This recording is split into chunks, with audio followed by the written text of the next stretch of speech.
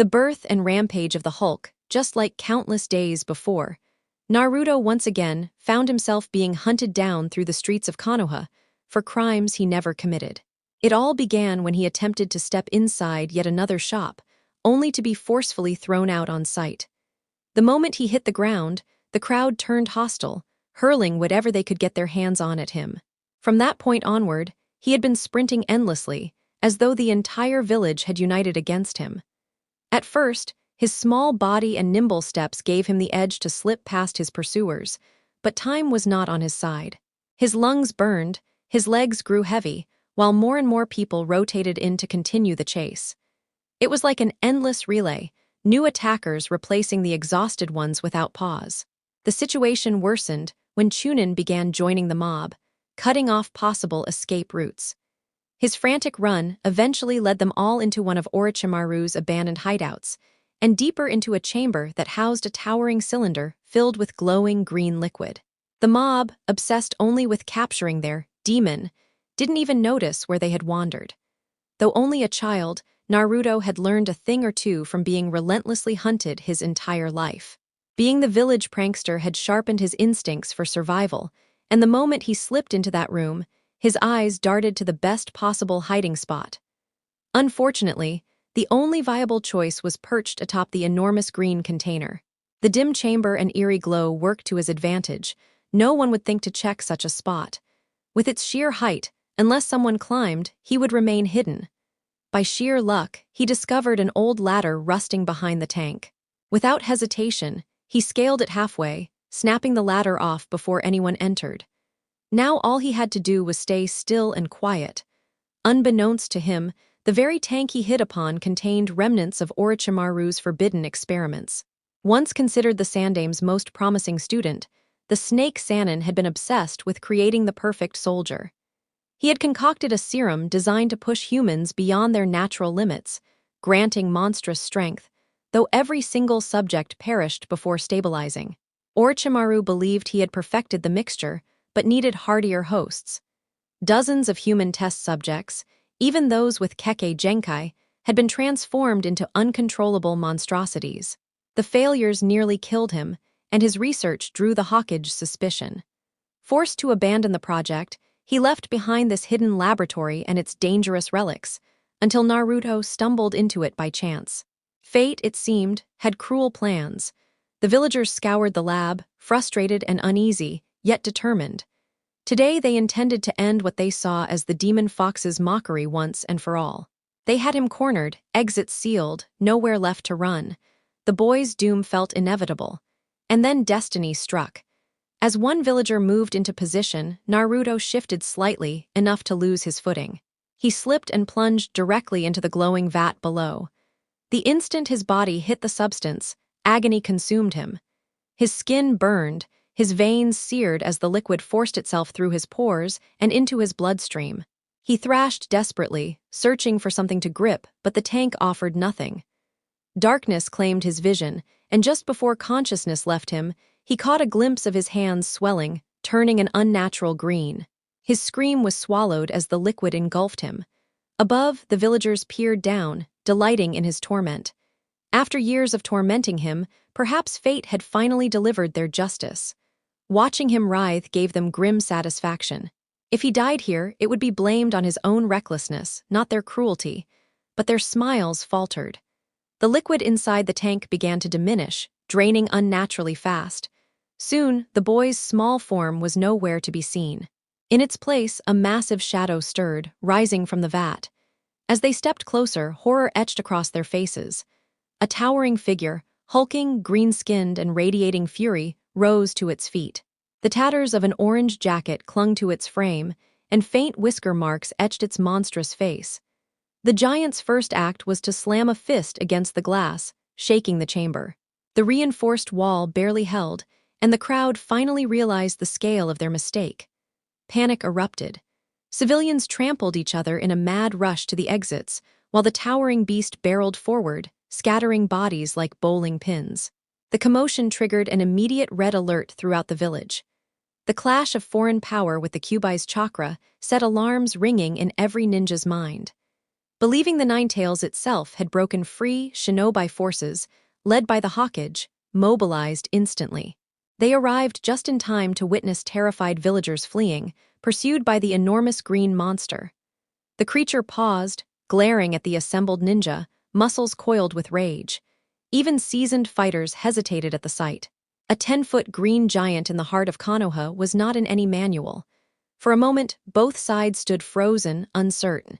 Then a terrified villager screamed, "It's the Kyubi!" The words ignited chaos. The Hokage's eyes widened, and he immediately commanded his forces to contain the creature.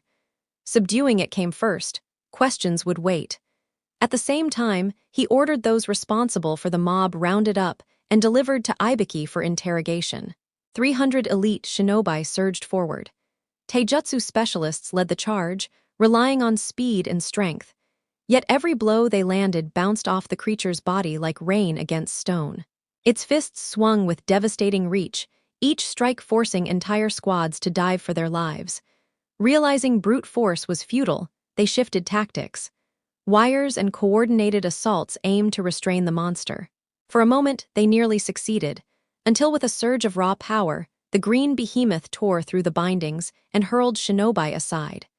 Trees were ripped from the earth and used as weapons, entire teams barely shielding themselves with chakra. Snarling, the beast roared its fury for all to hear. Hulk angry. Now, at least, the shinobi had a name for the nightmare standing before them, and the true battle had only begun. After observing the destructive might of the Hulk, the trio of the Nara, Yamanaka, and Akimichi clans attempted to subdue it with their unique family techniques. Yet their combined efforts barely distracted the monster, who brushed off their attacks as though they were no more than gusts of wind. For the first time, the coalition of these three ancient clans felt utterly powerless. Even united, their tactics resembled ants trying to restrain an enraged elephant. Neither the shadows of the Nara, the mind tricks of the Yamanaka, nor the colossal strength of the Akimichi could stand against raw, unyielding power. When reinforcements from the Hyuga joined the fray, the coalition pinned their hopes on shutting down the creature's chakra flow. But their most refined art, the gentle fist, failed them for the very first time. They quickly realized that striking the Hulk's chakra points meant nothing when the network was buried under layers of muscle and sheer size. For the proud Hyuga, who had relied on this style for generations, the revelation was devastating. They could only stand by helplessly as their trademark jutsu proved useless. Traditionally, in desperate moments, the Akimichi had always been Konoha's shield, the ones capable of holding the line with their giant forms. By enlarging their bodies to match threats, they specialized in halting enemy forces. They didn't need the vision of the Byakugan or devastating ninjutsu. Their size alone was usually enough. This time, however, their strategy failed. Their expansion techniques, usually their trump card, were overpowered by something they had never imagined. A smaller being tossing their massive bodies aside like toys. One by one, Akimichi warriors were stunned as the green titan leaped onto their faces, striking with such force that even their reinforced jaws cracked under the blows. The shinobi switched to ninjutsu, hoping to find some technique that might pierce the beast's defense. Fire, wind, and earth jutsu filled the air, but none of it left a scratch. Most of it simply rebounded off his skin. Worse, it only enraged him. With a roar that shook the battlefield, the Hulk swatted away jutsu, sending them exploding back into their own ranks. His furious stomp cracked the ground, sending tremors across the field and throwing seasoned ninja off balance. Digging his fingers into the earth, he hurled massive slabs of stone toward them, like an avalanche disguised as a jutsu. Even the elite were forced to fall back and regroup, struggling just to stay alive. The Hulk's uncontrolled rampage forced them into a tight formation. Unable to draw him away from the village, they had no choice but to face him head-on and prevent destruction within the heart of Konoha. Height from the weapons division stepped forward, unsheathing his beloved sword to capture the monster's attention. Surprisingly, his blade work and kata drew the creature's gaze, granting others precious time to reorganize. He danced in and out of range, delivering shallow cuts, never daring to close in fully since the Hulk's reach far outmatched his own. For a brief moment, his tactics worked, but the Hulk improvised. Spotting a nearby tree, He ripped it out of the ground and began swinging it with frightening precision. One of Hayate's subordinates muttered that the Hulk's sword was bigger, earning him a harsh glare from his captain. Hayate had no time to respond. He was too busy dodging. Despite lacking any kenjutsu training, the Hulk's sheer strength made his swings devastating. A saying from weapons lore echoed in Hayate's mind: an inch longer is an inch stronger. But against a foe wielding a 16-foot tree, the wisdom felt like a cruel joke. He rolled and ducked repeatedly, barely avoiding being smashed, before retreating back to his comrades. Their glares told him all. He had only made the fight worse. The Hulk, delighted with his new weapon, turned the battlefield into a baseball field, sending ninjas flying like broken toys. Only chakra-enhanced bodies saved them from immediate death, though many were incapacitated. Kunai and shuriken proved equally useless, bouncing harmlessly off his hide. Their efforts only piled up casualties, evoking memories of the Ninetales' attack. Once again, the village faced an unstoppable monster. Noticing the weakness, several ninja attempted to burn the massive tree with fire jutsu, hoping to rob the Hulk of his improvised club. But their idea backfired, literally. The Hulk simply swung the now flaming trunk, turning the battlefield into a blazing nightmare. Slow shinobi were scorched by the searing heat, and Hayate himself became the monster's main target. Finally, in frustration, the Hulk hurled the entire flaming tree at him.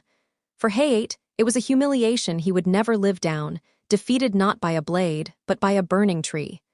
Worse, many other elite shinobi shared his shame. Genjutsu users attempted to intervene, weaving illusions to disorient the beast. Initially, it seemed effective. The Hulk staggered and growled, but within moments he tore through the deception. With Byakugan active, the Hyuga quickly saw the problem. The Hulk's chakra flow was too massive, a torrent compared to the gentle streams needed for genjutsu manipulation. It would take a squad of Tsunade-level reserves to even make a dent, something the shinobi present could never provide. Worse still, the Hulk seemed to build resistance with each attempt, adapting until genjutsu no longer bothered him. When he located the illusionists, he rewarded their efforts by hurling house-sized boulders at them. All the while, the third hokage had been observing closely. Reports from villagers confirmed the unthinkable: this creature was Naruto. Somewhere inside the Hulk's monstrous form, the boy remained. The hokage noticed a crucial pattern: the Hulk only attacked those who engaged him. If that was the case, perhaps Naruto could still be reached. Recognizing the futility of combat, he ordered all shinobi to retreat and stand down. As the shinobi backed away, the Hulk's fury subsided slightly. Still tense, still alert, but no longer rampaging blindly. The hokage approached with steady steps, doing everything to appear unthreatening. He called softly, "Naruto!" The towering figure blinked, staring down at him, before uttering a single strained word. "Jai Jai!" And then, with a thunderous crash, the Hulk collapsed unconscious at the hokage's feet. With renewed hope, the hokage commanded his forces to secure the boy. Bound and monitored at an Anbu facility near the medical division, Naruto's massive body was restrained as doctors desperately searched for answers. How had a small blonde orphan turned into a walking green juggernaut? The hokage prayed for a cure, but he had no time to wait idly. Over 300 shinobi had been injured, and the truth demanded answers. This wasn't an enemy invasion, nor a rogue ninja. This was caused by his own people. Civilians and even shinobi had pushed Naruto to this breaking point. Furious, Sarutobi strode into the depths of the Anbu's secure interrogation site. The guards froze at his approach. Village leaders rarely entered such places themselves. Yet one look at his storming face was enough. They dared not stop him. The Sandame moved past them to meet Ibiki, his trusted interrogator. Enough time had passed. He needed the full report. Why had his shinobi spent half a day fighting a monster born of their own neglect? And most importantly, how had Naruto transformed into the Hulk? Fortunately, Ibuki didn't need much effort to break the civilians. Just a single glare from the scarred interrogator was more than enough. The shinobi, however, required harsher persuasion before they finally revealed the truth. With those confessions and the evidence gathered from the newly uncovered laboratory, the hokage was able to piece the puzzle together rather quickly. From what was discovered inside, it was unmistakably the work of his treacherous pupil. The entire setup practically screamed Orochimaru's name. Everything from the arrangement of the instruments to the storage methods reminded the Sandaime of his former student, whom he had personally mentored. Although most of the research had been destroyed in the chaos, Naruto's condition offered enough clues for the Hokage to deduce Orochimaru's intentions. The surviving fragments of notes showed that the experiments had failed. Being called the Professor, the Sandaime suspected Naruto's survival was tied to the early flare of the Kyuubi's chakra, but he refused to jump to conclusions until he received a medical report. Once he was prepared, he summoned the council, determined to put them in their place. Those who had been inattentive would face a rude awakening, while the rest, having glimpsed the fire in their leader's eyes, braced themselves for whatever truth he would reveal. Predictably, when the incident was addressed, the civilian council rushed to pin the blame on Naruto. Unfortunately for them, the Hokage immediately focused on the loudest critic, demanding to know the basis of his accusations. He further reminded them that over 300 elite shinobi had been injured and would also hear the explanation, alongside the daimyo, and eventually the rest of the elemental nations. The Hokage's warning was crystal clear. Any false statements or fabricated claims would humiliate the fire daimyo, and by extension, the village itself. Picking up on the unspoken threat, the counselors realized that anything said could later be used against them as evidence. One by one, the other council members caught on and kept silent instead of throwing reckless accusations. The Sandaime made it plain. Unless they had knowledge worth sharing, they were better off keeping quiet or risk being permanently dismissed from future meetings. They might lack shinobi training, but they weren't fools. They knew when to stay silent and listen to the man called the Professor.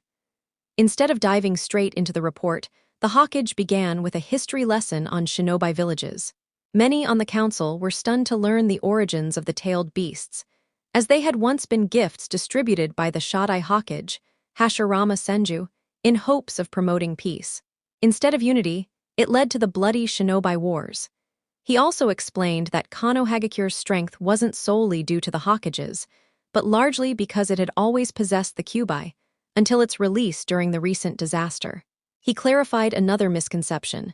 The Kyuubi was not a beast in the animal sense, but a manifestation of raw chakra. It could not be destroyed.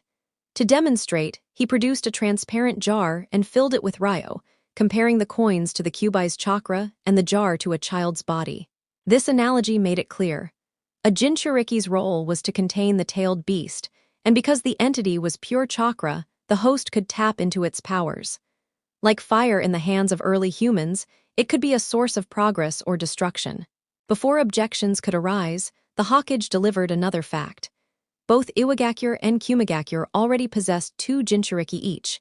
He had met Iwas during the last war, veteran Jonin-class warriors. In Kumo, one was the Raikage's younger brother, Killer Bee, still in training, while the other was already a formidable shinobi. These were enemy villages with highly trained hosts. He even reminded them that the Yondaime Hokage himself had clashed with the Kumo brothers, and while the battle ended in a draw, Killer Bee had already proven his resilience by protecting his sibling. Several council members who had been present at the time confirmed the truth, acknowledging the strength of Jinchuriki. The civilians, ashamed, realized they should have known this already. Naruto himself had shown it. With the council finally grasping the seriousness, the Hokage gave them a final warning. If a Jinchuriki were killed, the chakra would not vanish but disperse like the coins from the shattered jar. It would eventually reform. There had never been a case of permanent death for a tailed beast, as history had always recorded 9 of them. His demonstration left the council speechless and begrudgingly accepting. Bringing the focus back to the present case, he revealed Naruto was in a coma, and the medical staff could not confirm whether he would wake up. He then handed the council the full report explaining why the boy's transformation occurred. Fortunately, no one had been fatally injured. The Hokage issued one last warning. While he never openly accused the civilians, they understood his silent command. Regardless of Naruto's fate, the village's perception of the Jinchuriki would change. Because the civilians had been responsible for sparking the disaster, all damages and medical expenses would come out of their treasury. Some wanted to argue, but the Hokage's glare silenced them instantly. He made it clear. He would not deploy his shinobi to clean up their mistakes again. Later, someone attempted to finish Naruto off but failed miserably. As the boy shifted in his sleep, his massive form broke free of the restraints, crushing the intruders with ease. They were knocked out cold before they even had a chance to act. If they had bothered to read the medical notes, they would have realized their plan was futile. Orochimaru's concoction was too potent. It destroyed anything foreign that entered the host's body. Their weapons and syringes were simply too fragile against Naruto's altered physiology. Interrogation confirmed their ignorance. With constant assassination attempts proving useless, ANBU were assigned to monitor the boy. Their observations revealed Naruto was simply sleeping, not rampaging. From the remnants in the lab, investigators pieced together what likely happened. Their conclusion: Orochimaru's formula was a failure on normal humans, but thanks to the Kyuubi, Naruto survived the process. This explained the sudden surge of demonic chakra. A smaller dosage could have created powerful soldiers, but Naruto had absorbed an entire tank due to the beast's influence, which was why his body appeared so enhanced. Over time, tests showed that his body was adapting, slowly stabilizing. His prolonged unconsciousness was likely part of that adjustment. The Sandaime suspected Naruto's Uzumaki heritage played a role. The clan's vitality and mysteries rivaled even the Rinnegan's lore. It could take weeks, months, or years for Naruto to fully recover, and no doctor could say what condition he would awaken in. Meanwhile, several more assassination attempts occurred. Each ended the same. Weapons breaking, shinobi tossed aside like rag dolls. Anbu guards were both relieved and bemused, watching attackers believe they succeeded, only to fail spectacularly. After several months, Naruto finally awoke, his body shrinking back to normal size. It had taken nearly 20 shinobi to transport him to a secure site, though calling it secret was laughable given the spectacle. Remodeling had even been required, as no door could fit the hulking form he had once taken. Since that time, Naruto would still shift back into the Hulk on occasion. It was later realized that his emotions were the main trigger. Shock, fear, surprise, and especially rage would spark the change into his towering form. Because of the first incident, the entire village had already been warned in advance, so it was no longer kept secret. Just like he had announced at the council, the hokage once more spoke to the people, making it clear. This was the outcome of their own actions. The Hulk now roamed their streets, and if anyone chose to provoke him, they would face the consequences alone. He also reminded them that even 300 trained shinobi couldn't stand against the monster, so anyone daring to test him should think carefully before acting. Even so, despite being informed, many shinobi still found Naruto's other half terrifying. The first few times he appeared, several villagers collapsed from panic or needed treatment for shock. Fortunately, nobody tried to strike him, so the Hulk simply wandered without causing unnecessary harm. He acted almost like a separate being, uninterested in Naruto's usual goals. Through repeated observation, they noticed the two sides of Naruto behaved independently. For example, Naruto once aimed to visit the Hokage's office, but after transforming, the Hulk wandered aimlessly in another direction. However, there were rare exceptions. When hunger struck, both shared the same destination in mind: Ikaraku ramen. The first time the Hulk stepped inside Ikaraku, both Chunin and Iame were stunned into silence. Yet because of the Hokage's words and Naruto's faint whisker marks, they quickly pieced things together. When they nervously asked if he was Naruto, the giant only growled one word: ramen. Somehow, beyond the Hokage, the ramen shopkeepers held a special place in Naruto's heart, even for his other side. Specialists later suggested that, deep down, both Naruto and the Hulk were still one and the same, though their minds were out of sync during transformation. Regardless, the Hokage and ANBU were relieved that no harm came to the Ikarakus, as they were among the few who treated Naruto kindly. Since then, the shop even created a massive ramen bowl fit for the Hulk, holding 10 times the normal portion. Chopsticks weren't needed. The giant just grabbed the bowl and poured the noodles directly into his mouth. Outside Ikaraku, however, life in Konoha changed drastically. The saying, "better to stand beside the devil than in his path," became a grim reality. Some foolish villagers who ignored that wisdom learned the hard way. Many even admitted that calling him a devil was an understatement. One drunken man once smashed a bottle at Naruto as he passed. He never expected the harmless boy to explode into a 2-meter-tall green beast.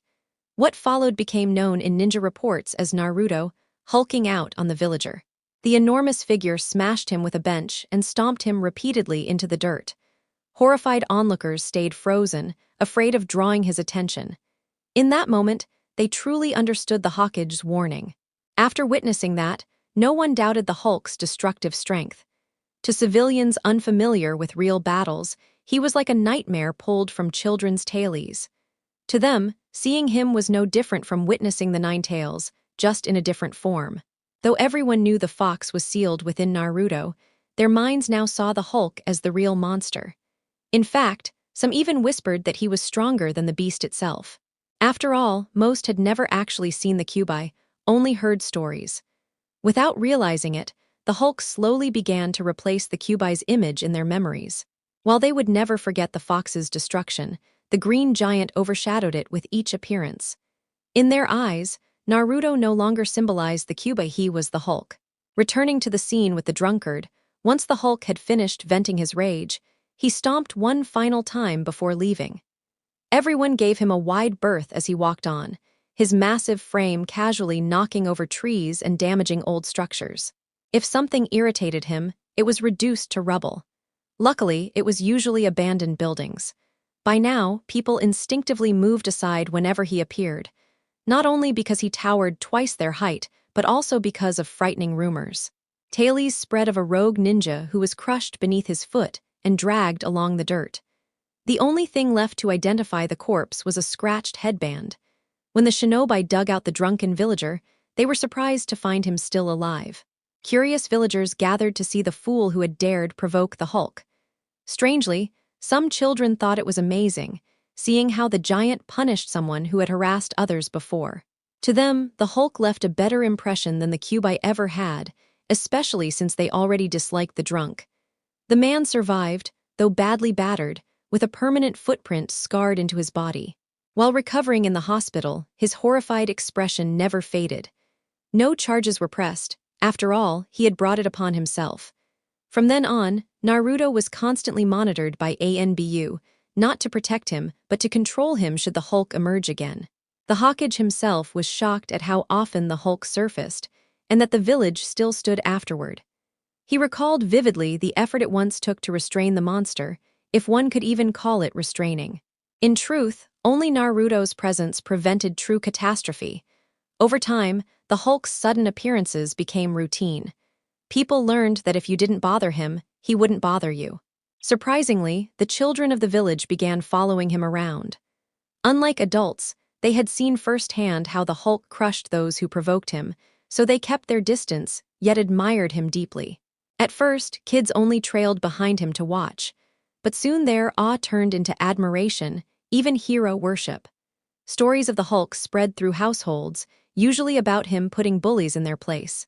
Gradually, adults too began to see him less as a monster and more as a misunderstood protector. There were incidents where the Hulk casually stopped runaway carts with one hand, impressing both kids and parents. The giant usually ignored the children, though their presence seemed to soften him. Perhaps their innocence calmed his rage. Of course, not everyone approved. Some parents tried to forbid their children from going near him. One father, furious at his daughter for following the Hulk, slapped her in front of the crowd. The Hulk instantly roared in fury, ready to crush the man, until the girl clung to him, crying. Though she lacked the strength to stop him, her tears alone calmed the monster.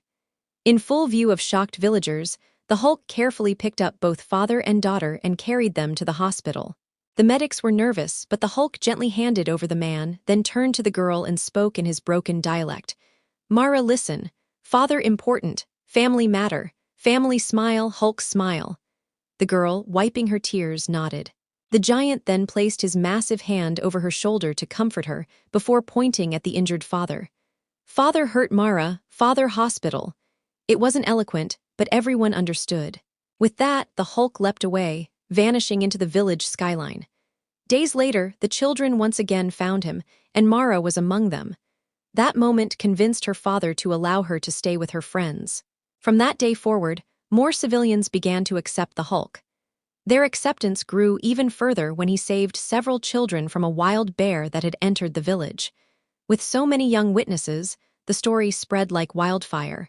Children exaggerated details, imagining the Hulk wrestling the beast, but one thing remained clear: the Hulk had crushed the animal with ease. From that point on, plenty of children began gathering around the towering figure. Aside from the feeling of safety, there were other perks as well. To them, having Naruto and the Hulk together was like getting two companions in one. On one side, there was Naruto himself, the lively blonde who could joke around, share amusing stories, and sometimes join their games. On the other side, there was the Hulk, who spent most of his time resting but fascinated the kids simply because of his enormous size. Naturally, children are always drawn to things out of the ordinary, and watching the giant move or react kept them endlessly curious. What they enjoyed most, though, was witnessing the transformation. Being close to Naruto or the Hulk gave them the rare chance to watch it happen. Either the Hulk would shrink down into Naruto, or Naruto would suddenly erupt into the Hulk.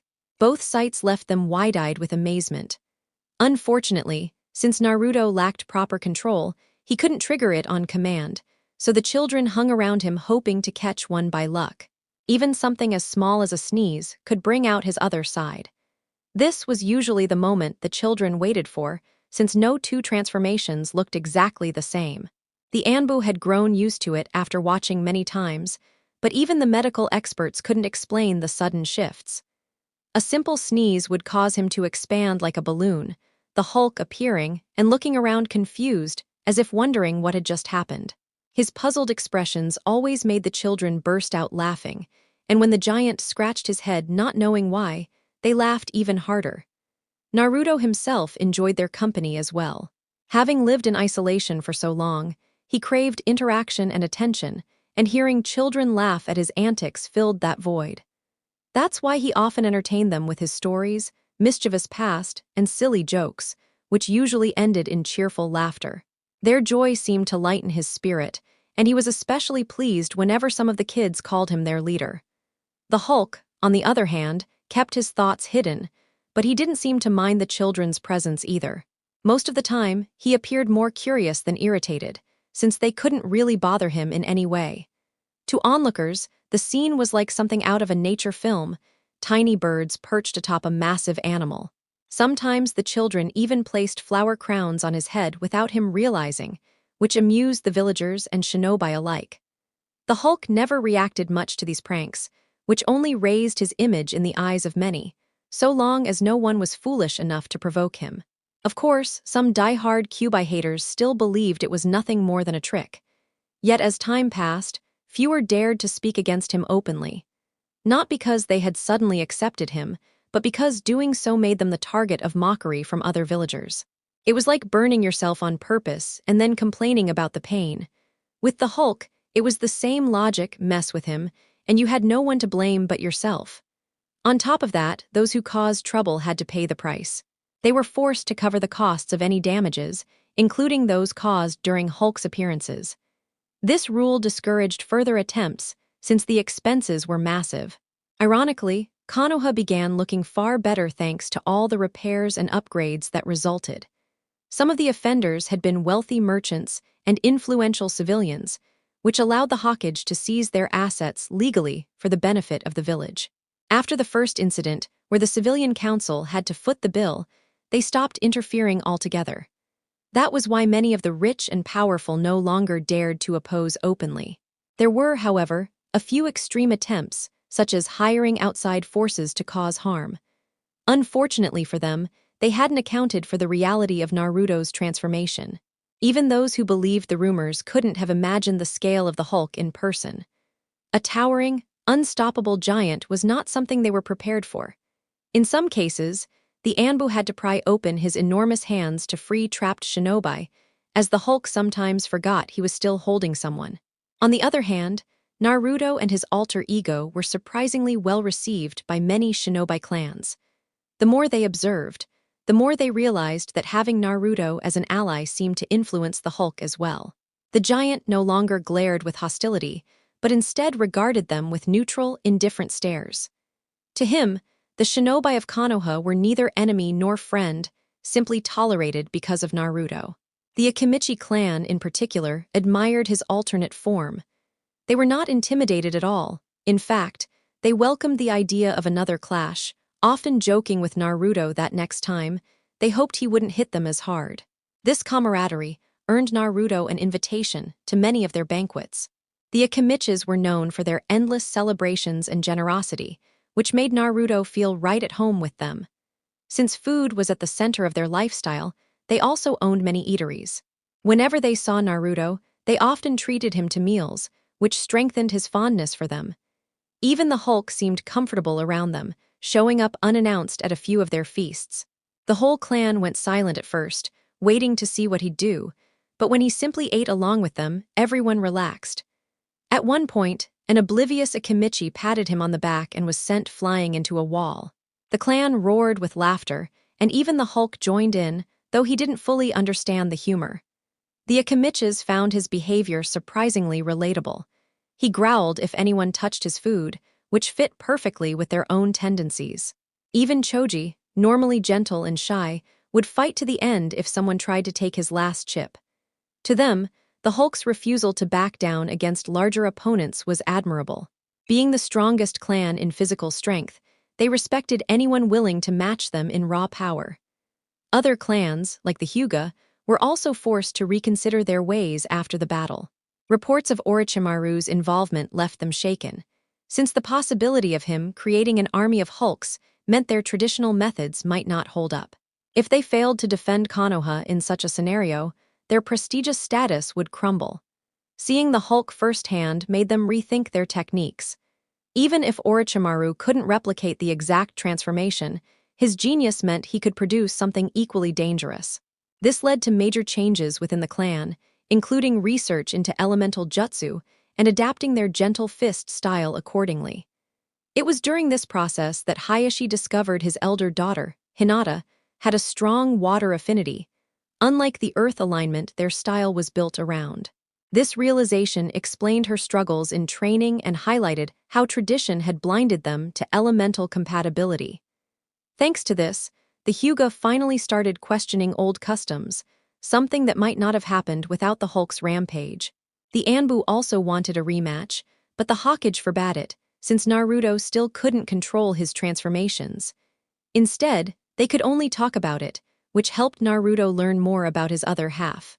Initially, he felt miserable about turning into a monster, but after discussions with other shinobi, he realized it was a strength to be embraced.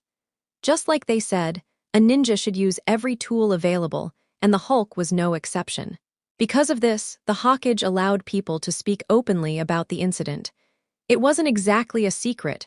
After all, his elite unit had lost against a single opponent. People would talk regardless, much like they did about the Ninetales before. For Naruto, these conversations helped him piece together memories he couldn't recall as the Hulk. According to the doctors who examined him, both forms were indeed the same person. The memory gap likely came from the strain of transformation itself, which scrambled his mind. With time, they theorized, his brain would adjust and allow him to remember both sides seamlessly. The Hulk's behavior so far suggested pure instinct, lashing out when attacked, eating when hungry, and little else. It was survival-driven action without thought, but with practice, Naruto might one day merge both halves into one. With so many tales about the Hulk circulating, it might inspire the boy to try connecting with that other side of himself. No one knows the method, but the medical experts agree. If anyone can figure it out, only Naruto himself has the key. His case is unique, never seen before, so it falls on him to either master that force or choose to keep it locked away. Naruto, for his part, was fascinated by this other persona. Everyone he spoke to described it as an unstoppable being. The Anbu who had faced or observed the Hulk always spoke of it with awe, and the majority of shinobi loved retelling their own versions of what they saw. Knowing Naruto was the one who became that creature, they eagerly shared their experiences with him. The more he listened, the more admiration he built up for it, especially since every retelling was different. Just as Hayate had once said, the boy's involvement in the incident was always mentioned in a humorous way. He had been partly responsible for extra casualties and ended up being dug out from under a tree. Spending more time among Konoha's shinobi, Naruto noticed the Hulk was becoming familiar with them, showing less aggression. Unfortunately, missing Nin didn't share that bond and were either forced to fight or flee in terror. But escaping an enraged Hulk was nearly impossible. They always ended up broken in his grasp. Even hardened veterans froze at the sight of the transformation before they could even think to resist. Once the beast appeared, it was already too late. To stand before him was to feel like a dwarf before a mountain, and Konoha's problem was realizing they didn't have enough dwarves to deal with him. They would need far more.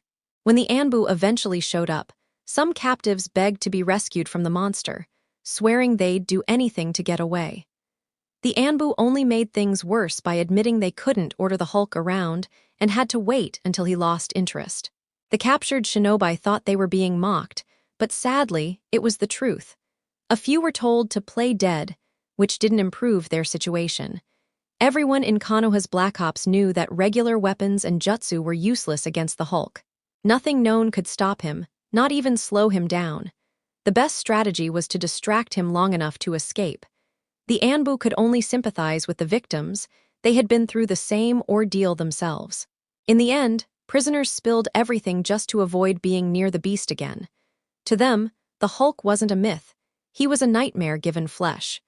Konoha's last confrontation with the Hulk had only ended in their favor because they had 300 elite shinobi working in unison. Even then, they didn't truly stop him. Their numbers only lessened the pressure. Hate, of course, had brought trouble on himself by showing off. Another important point was that the Hulk hadn't even been trying to kill them. He was irritated, surrounded, and most of all, furious. They counted themselves fortunate, for none had yet seen him at his peak rage. Anyone reckless enough to provoke him should hope no one else is around to witness the devastation. During interrogations afterward, prisoners refused to leave their cells.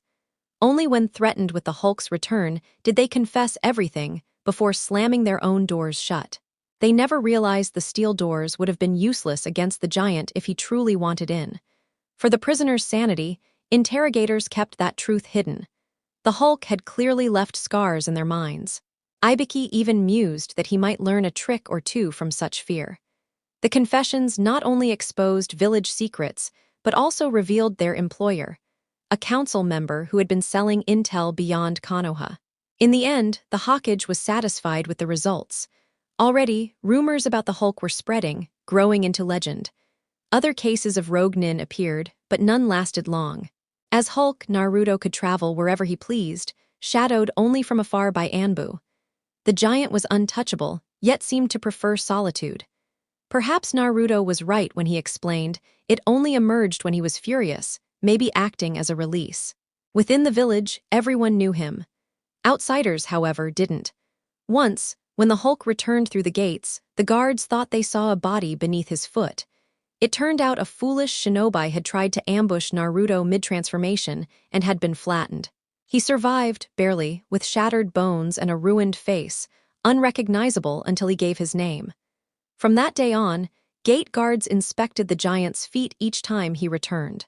Thankfully, the Hulk began recognizing them and followed their gestures, though communication was still difficult. As one doctor explained, Naruto's mind and body had both been altered, and it would take time to adjust. Still, if treated kindly and shown what was wanted, the Hulk would cooperate. Bets even started circulating on whether he'd bring back more rogue nin. Once, a missing nin was discovered plastered against his back, crushed during an ambush gone wrong. The hokage himself joined in the betting pool, to the embarrassment of the other shinobi. From their observations, both sides of Naruto functioned surprisingly well.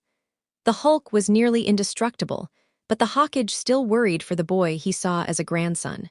Even as Naruto, surprise attacks triggered his transformation instantly, ensuring his safety. Once, attackers tried to grab the boy, only to find themselves caught between the Hulk's massive fingers. Their screams were muffled beneath his hand before he hurled them into a tree, knocking them out cold. There were plenty of other incidents.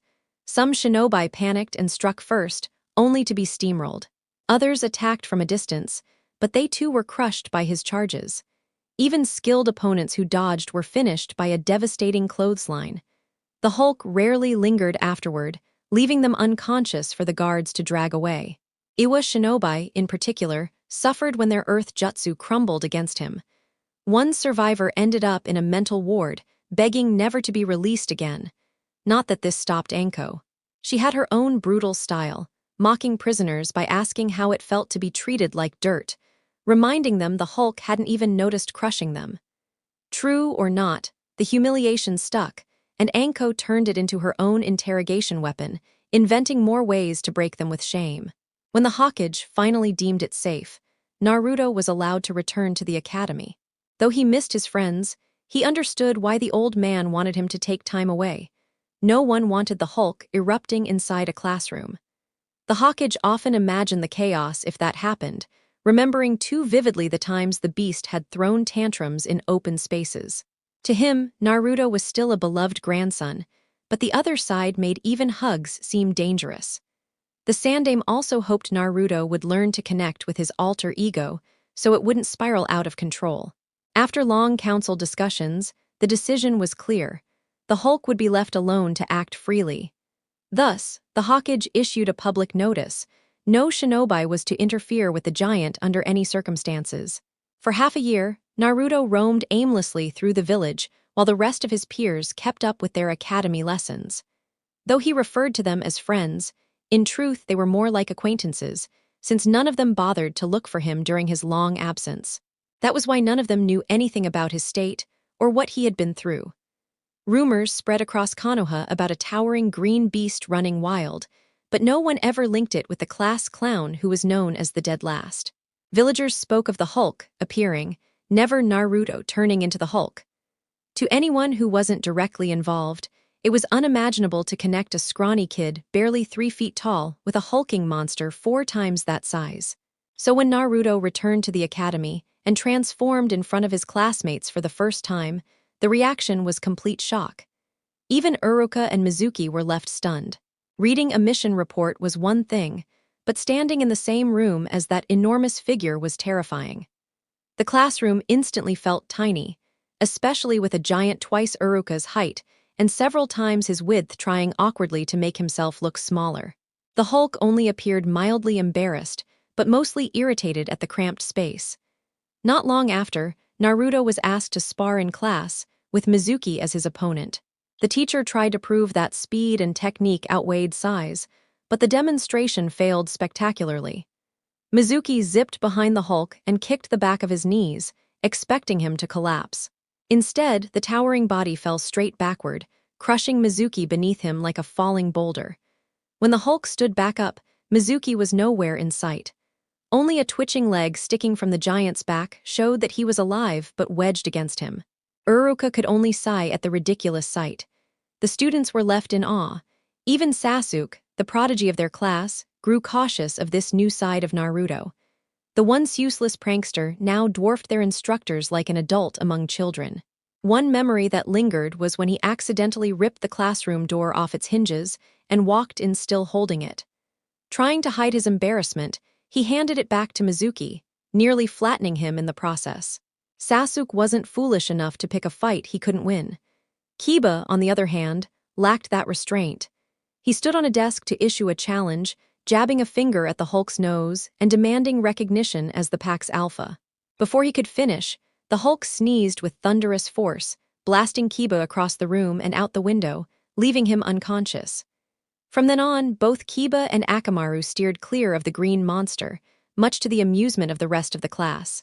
The students quickly realized the Hulk wasn't just intimidating to look at, his durability was frightening. Whispers spread that he was impervious to ninjutsu and weapons. That rumor seemed true when a kunai accidentally struck his chest, only to bounce off without leaving a mark. The Hulk merely scratched the spot absent-mindedly, not even noticing. The class stared in disbelief. For the most part, the Hulk was excused from academy exercises. He still showed up, but his size and power made participation nearly impossible. Once, they tried teaching him how to throw kunai, but the weapons looked like toothpicks in his massive hands. Frustrated, he ripped out a tree and hurled it at the target dummy, obliterating it. The teachers had no choice but to award him perfect marks for accuracy, power, and effectiveness, even if it wasn't exactly the correct weapon. His creativity score was questionable, but nobody dared argue. Combat training was also skipped, since no one could realistically match his size or strength. Even the Akimichi clan's expansion jutsu couldn't compare. Teachers simply assumed the Hulk would always score the highest and moved on, unwilling to risk anyone's safety by testing him.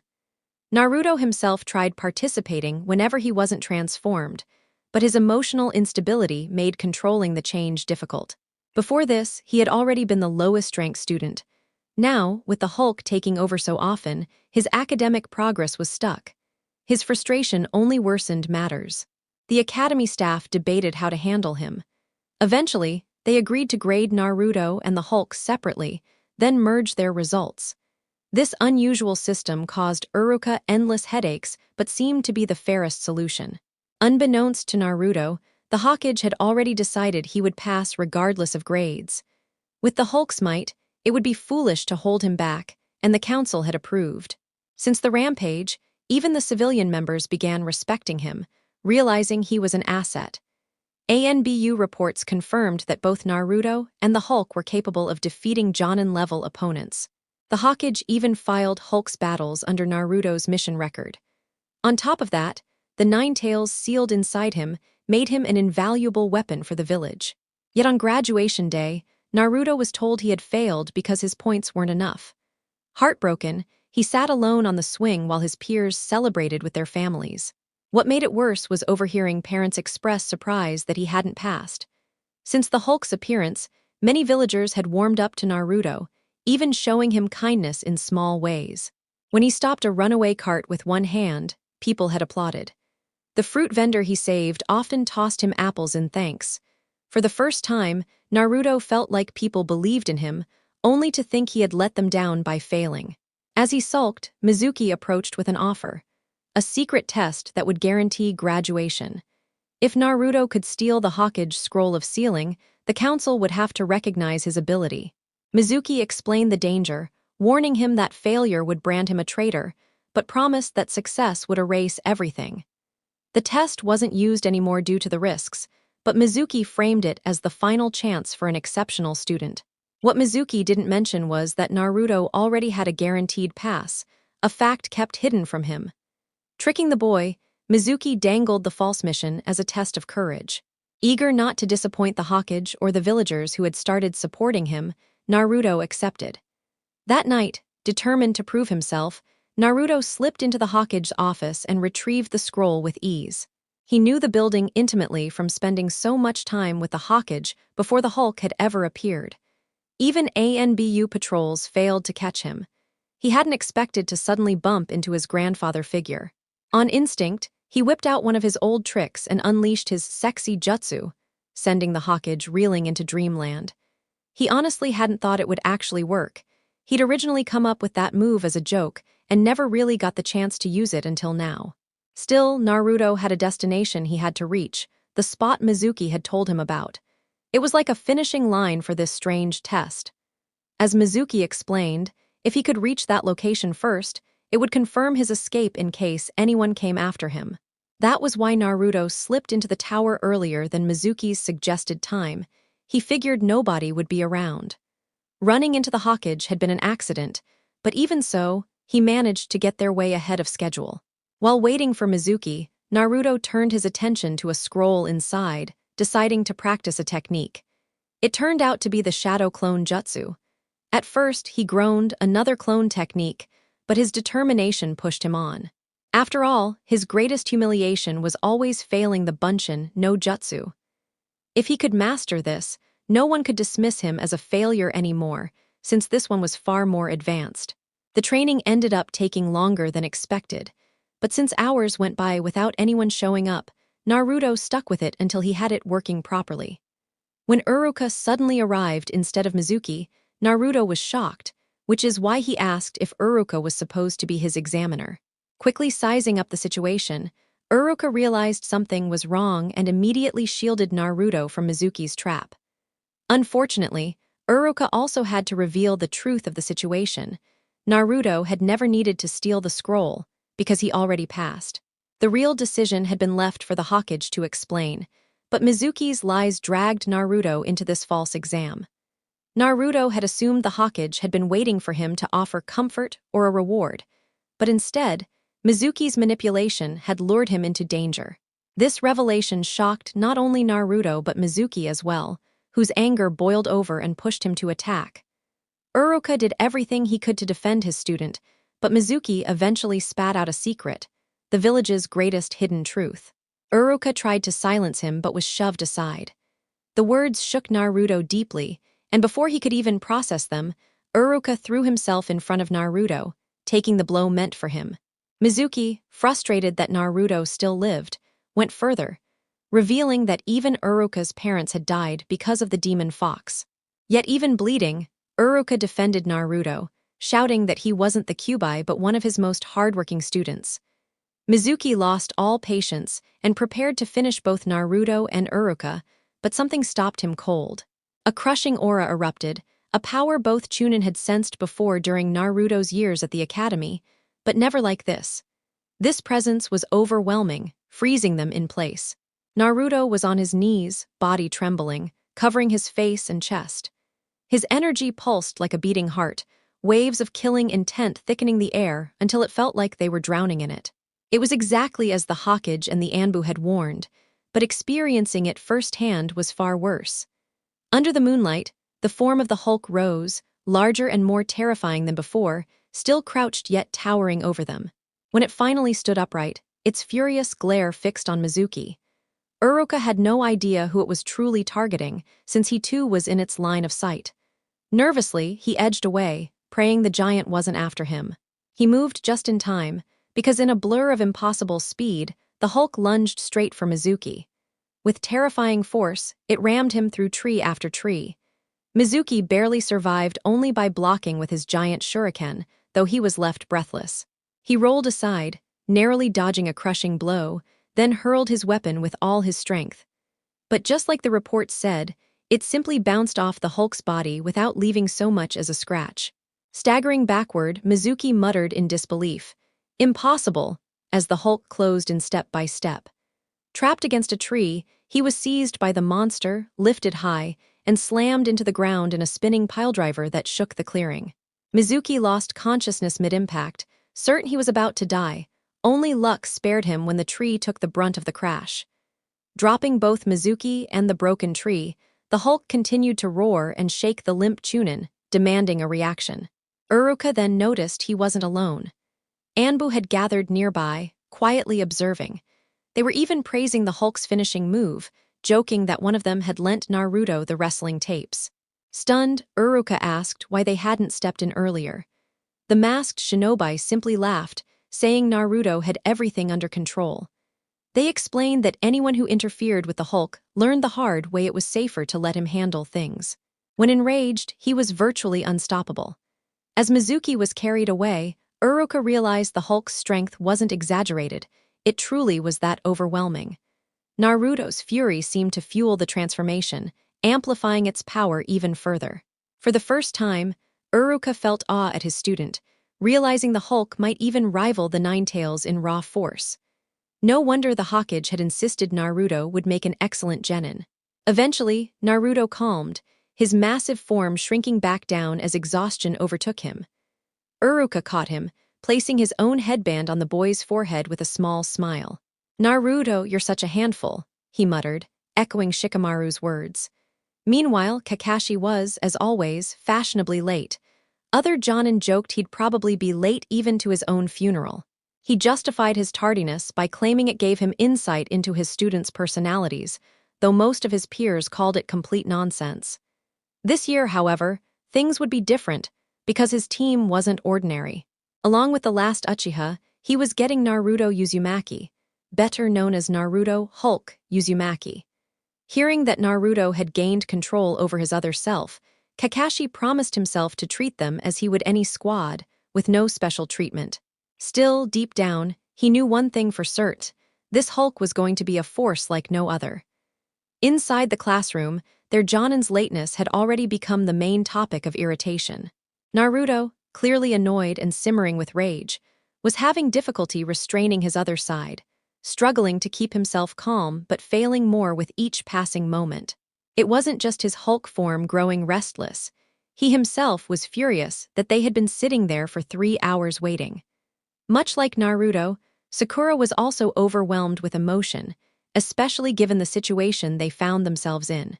Every other team of genin had already departed with their instructors, yet their own teacher had not shown up.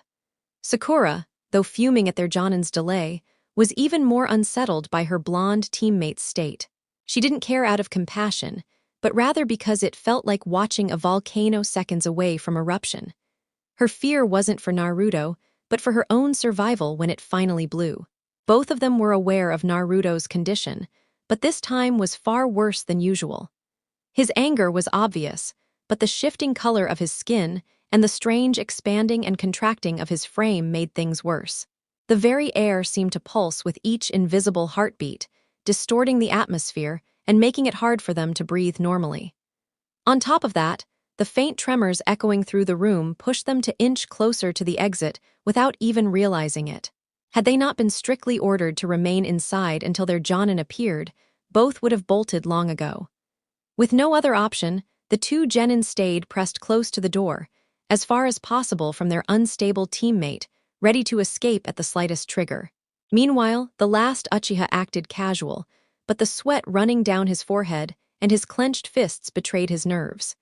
As for Naruto, no one needed to be a genius to realize he was seconds from losing control. The only thing holding him back were the Hokage's warnings echoing in his mind, though his restraint was crumbling the longer the wait dragged on. So when Kakashi finally strolled in, he walked straight into what was known as the Hulk effect. Normally, this phenomenon only manifested when Naruto was right on the verge of transforming. The very environment shifted, the air grew heavy, suffocating, almost alive. Scientists had long puzzled over how Naruto generated such an aura, especially since it vanished the moment he calmed down. Kakashi only felt it the second he opened the door, as the sealed room had been containing it. Others, like Uruka during the Mizuki incident, had learned firsthand, though the Hokage had forbidden any official testing. He didn't want researchers provoking another Hulk episode in the middle of the village. Because the silver-haired Jonin was often away on missions, this was his first real encounter with the giant. And as others had warned him, the experience was unforgettable. He froze at the doorway, struck by awe and tension. Fortunately, this was only a partial exposure, so he wasn't overwhelmed like others had been. Still, as a former Anbu, he had heard countless stories about the Hulk's raw strength and near invincibility. He too had wanted to see it himself, but certainly not like this, not on the very first day, and definitely not when the Hulk looked less than pleased with his presence. As the veterans always said, no one could properly describe the sensation until they lived it. Apart from the Forbidden Scroll episode, Naruto had never reached this level of fury within Konoha itself. On rare occasions, rogue shinobi had provoked him outside the village, but they never stood a chance. The Hulk had launched them so far that search parties gave up after combing through a 200-mile radius. Even for Kakashi, hardened by countless battles, the pressure in the room was staggering. The partially transformed Naruto glaring at him set off every alarm in his instincts. The intensity of those eyes made him consider bolting. He knew the Hulk was impossible to outrun, but instinct screamed at him to be ready. Fortunately, Naruto managed to claw back some control, gradually shrinking back to his normal self. Kakashi wisely held his tongue, dropping his usual playful comments. Acting as if nothing unusual had happened, he instructed them to meet him on the roof. Before he even finished speaking, Sakura and Sasuke darted off, leaving him with Naruto, who still trudged forward in a foul mood, lumbering past his teacher on the way upstairs. When the team was gathered, introductions began. However, Kakashi's casual dismissal of Naruto triggered him. Snapping, Naruto transformed fully, and for the first time Kakashi came face to face with the Hulk in its entirety. The ex-Anbu captain, normally unshakable, found himself utterly dwarfed by the massive presence, especially at such close range. At least the Hulk wasn't focused on him anymore, or so he prayed, while trying not to flinch at the grinding of its teeth. Regretting the decision to hold this meeting on the rooftop, Kakashi found himself rooted to the spot. Thankfully, Naruto's mind still retained a shred of control, though his mindset had clearly shifted into Hulk territory. His introduction was nothing more than a guttural roar of Hulk, as he pounded his chest and glared at his sensei. Nearly speechless, Kakashi pulled himself together only to notice that both Sakura and Sasuke had already slipped away, abandoning him to deal with the situation alone. He realized he would have to track them down later to deliver instructions for the true genin test at the training ground. First, though, he had to calm the Hulk and somehow convey the same message to Naruto. The problem was clear. The green giant barely understood speech. When Kakashi asked about trivial things, like his favorite book series, the Hulk just nodded vaguely, leaving Kakashi unsure if he even understood. With a heavy sigh, the Jonin accepted this was going to be a very long day. Left with little choice, he sent shadow clones to fetch the others while he tried to signal to the Hulk that the meeting was over. Gesturing with his hands, he tried to indicate finished and dismissed. Unfortunately, the Hulk merely mirrored his movements like a child imitating a teacher, nearly toppling Kakashi with his clumsy size. It reminded him of how academy instructors had struggled to train the creature, using demonstrations for it to copy. Since no one else was around at this late hour, Kakashi was stuck dealing with it himself. Then he recalled a tip from an Anbu comrade: mention Ikaraku's ramen. The moment he did, the Hulk's expression brightened, and with a single leap, it bounded straight toward the stand. Villagers quickly scattered, already familiar with the tremors of its landings. Unfortunately, Might Guy happened to be nearby, loudly praising his students with his usual fervor. His team wisely kept their distance, knowing what was coming. Just as Guy struck a dramatic pose, the Hulk dropped out of the sky and flattened him completely. Lee blinked in shock at the sight of the giant, convinced for a moment it might be one of his sensei's secret techniques. After all, Guy often called himself the Green Beast. But when the reality set in and he saw his true mentor crumpled on the ground, his admiration shifted. Hugging the Hulk's arm, Lee declared him his new role model, while his sensei groaned in pain behind him. And Anbu remarked dryly that it was unyouthful to block the Hulk's path to food. Guy admitted fault, though his usual spirited speech was replaced with pained mutters as his students rushed him to the hospital. Back at Ikaraku's, Kakashi discovered something no one had bothered to tell him. The ramen stand had a Hulk special on the menu, crafted just for the giant. Since his first visit, Chuchai had introduced the oversized portion, which became popular not just with the Hulk, but also among the Akimichi clan. Adventurous diners even challenged themselves to finish it, treating it as a group event. Though designed for the green powerhouse, the meal had become one of the shop's most beloved additions. When the silver-haired Jonin casually told the ramen chef to serve his student as much ramen as he wanted, Chuchai had to pause and look at him twice. He needed to make sure Kakashi wasn't joking. Sadly, the Jonin didn't pick up on his hesitation and simply told him to charge it all to his account, even ordering some for himself while taking a seat. The regular customers just shook their heads, silently thinking, "What a poor guy," to Kakashi's surprise. The Hulk seemed to completely understand what was happening and was overjoyed at the promise of endless ramen. Maybe this was a stroke of good fortune. Getting on the good side of the towering beast might not be such a bad idea, just like some of his fellow shinobi had done. Just to make sure, he asked the chef if Naruto really comprehended what was being said. Chuchai burst out laughing and answered that if it's about ramen, Naruto understands perfectly. Watching the Hulk sit patiently, behaving much calmer than expected, Kakashi couldn't help but wonder if this was normal. The giant simply inhaled the delicious smell and waited quietly. Without turning, Chuchai proudly explained it was all thanks to his daughter Ayame, who had instilled manners into Naruto deep enough that even the Hulk followed them. That alone amazed Kakashi. What a single civilian girl had achieved was something even the Anbu couldn't manage. The two then carried on with light conversation. But Kakashi's mood quickly soured when he noticed the massive difference between his small bowl and the one Naruto received. "What the hell?" he shouted, pointing at the enormous serving. He had been suspicious when Chuchai started preparing an entire new pot earlier, assuming it was for the dinner rush. He never imagined the whole pot was just for Naruto, and from the looks of the kitchen, several more were on the way. Realization struck as he noticed the sympathetic stares and odd glances from the other patrons earlier. Resigned, Kakashi asked Chuchai how many bowls it usually took before Naruto reverted back. The elder simply shrugged and said anywhere between 5 and 12. Kakashi's face paled as Tuche calmly added that the price for Hulk-sized ramen was 10 times the normal rate. One regular bowl cost about 25 ryos, meaning Naruto's portion was 250 per bowl. If the kid managed 12, that would be 3,000 ryos total. Sure enough, Naruto devoured all 12, and Kakashi silently mourned his next Ika purchase. It would have to wait until payday. The following morning, Kakashi actually arrived on time. If it had been his usual peers, they would have either mocked him or doubted it was the real him. Normally, only major missions or an invasion could make him punctual. But after yesterday, he had no desire to risk another encounter with the Hulk, or another empty wallet. He didn't survive being an Anbu captain by being careless, and even he knew it was foolish to provoke that kind of wrath. Once his genin team was gathered, Kakashi explained the rules of his test and what they needed to do to join his squad. When Sakura pointed out there were only 2 bells, everyone noticed Naruto was again excluded. That meant at least one of them would fail and be sent back to the academy. Naruto, however, wasn't required to demonstrate his skills due to his unique condition. Kakashi also had no intention of sparring with the Hulk, especially after yesterday.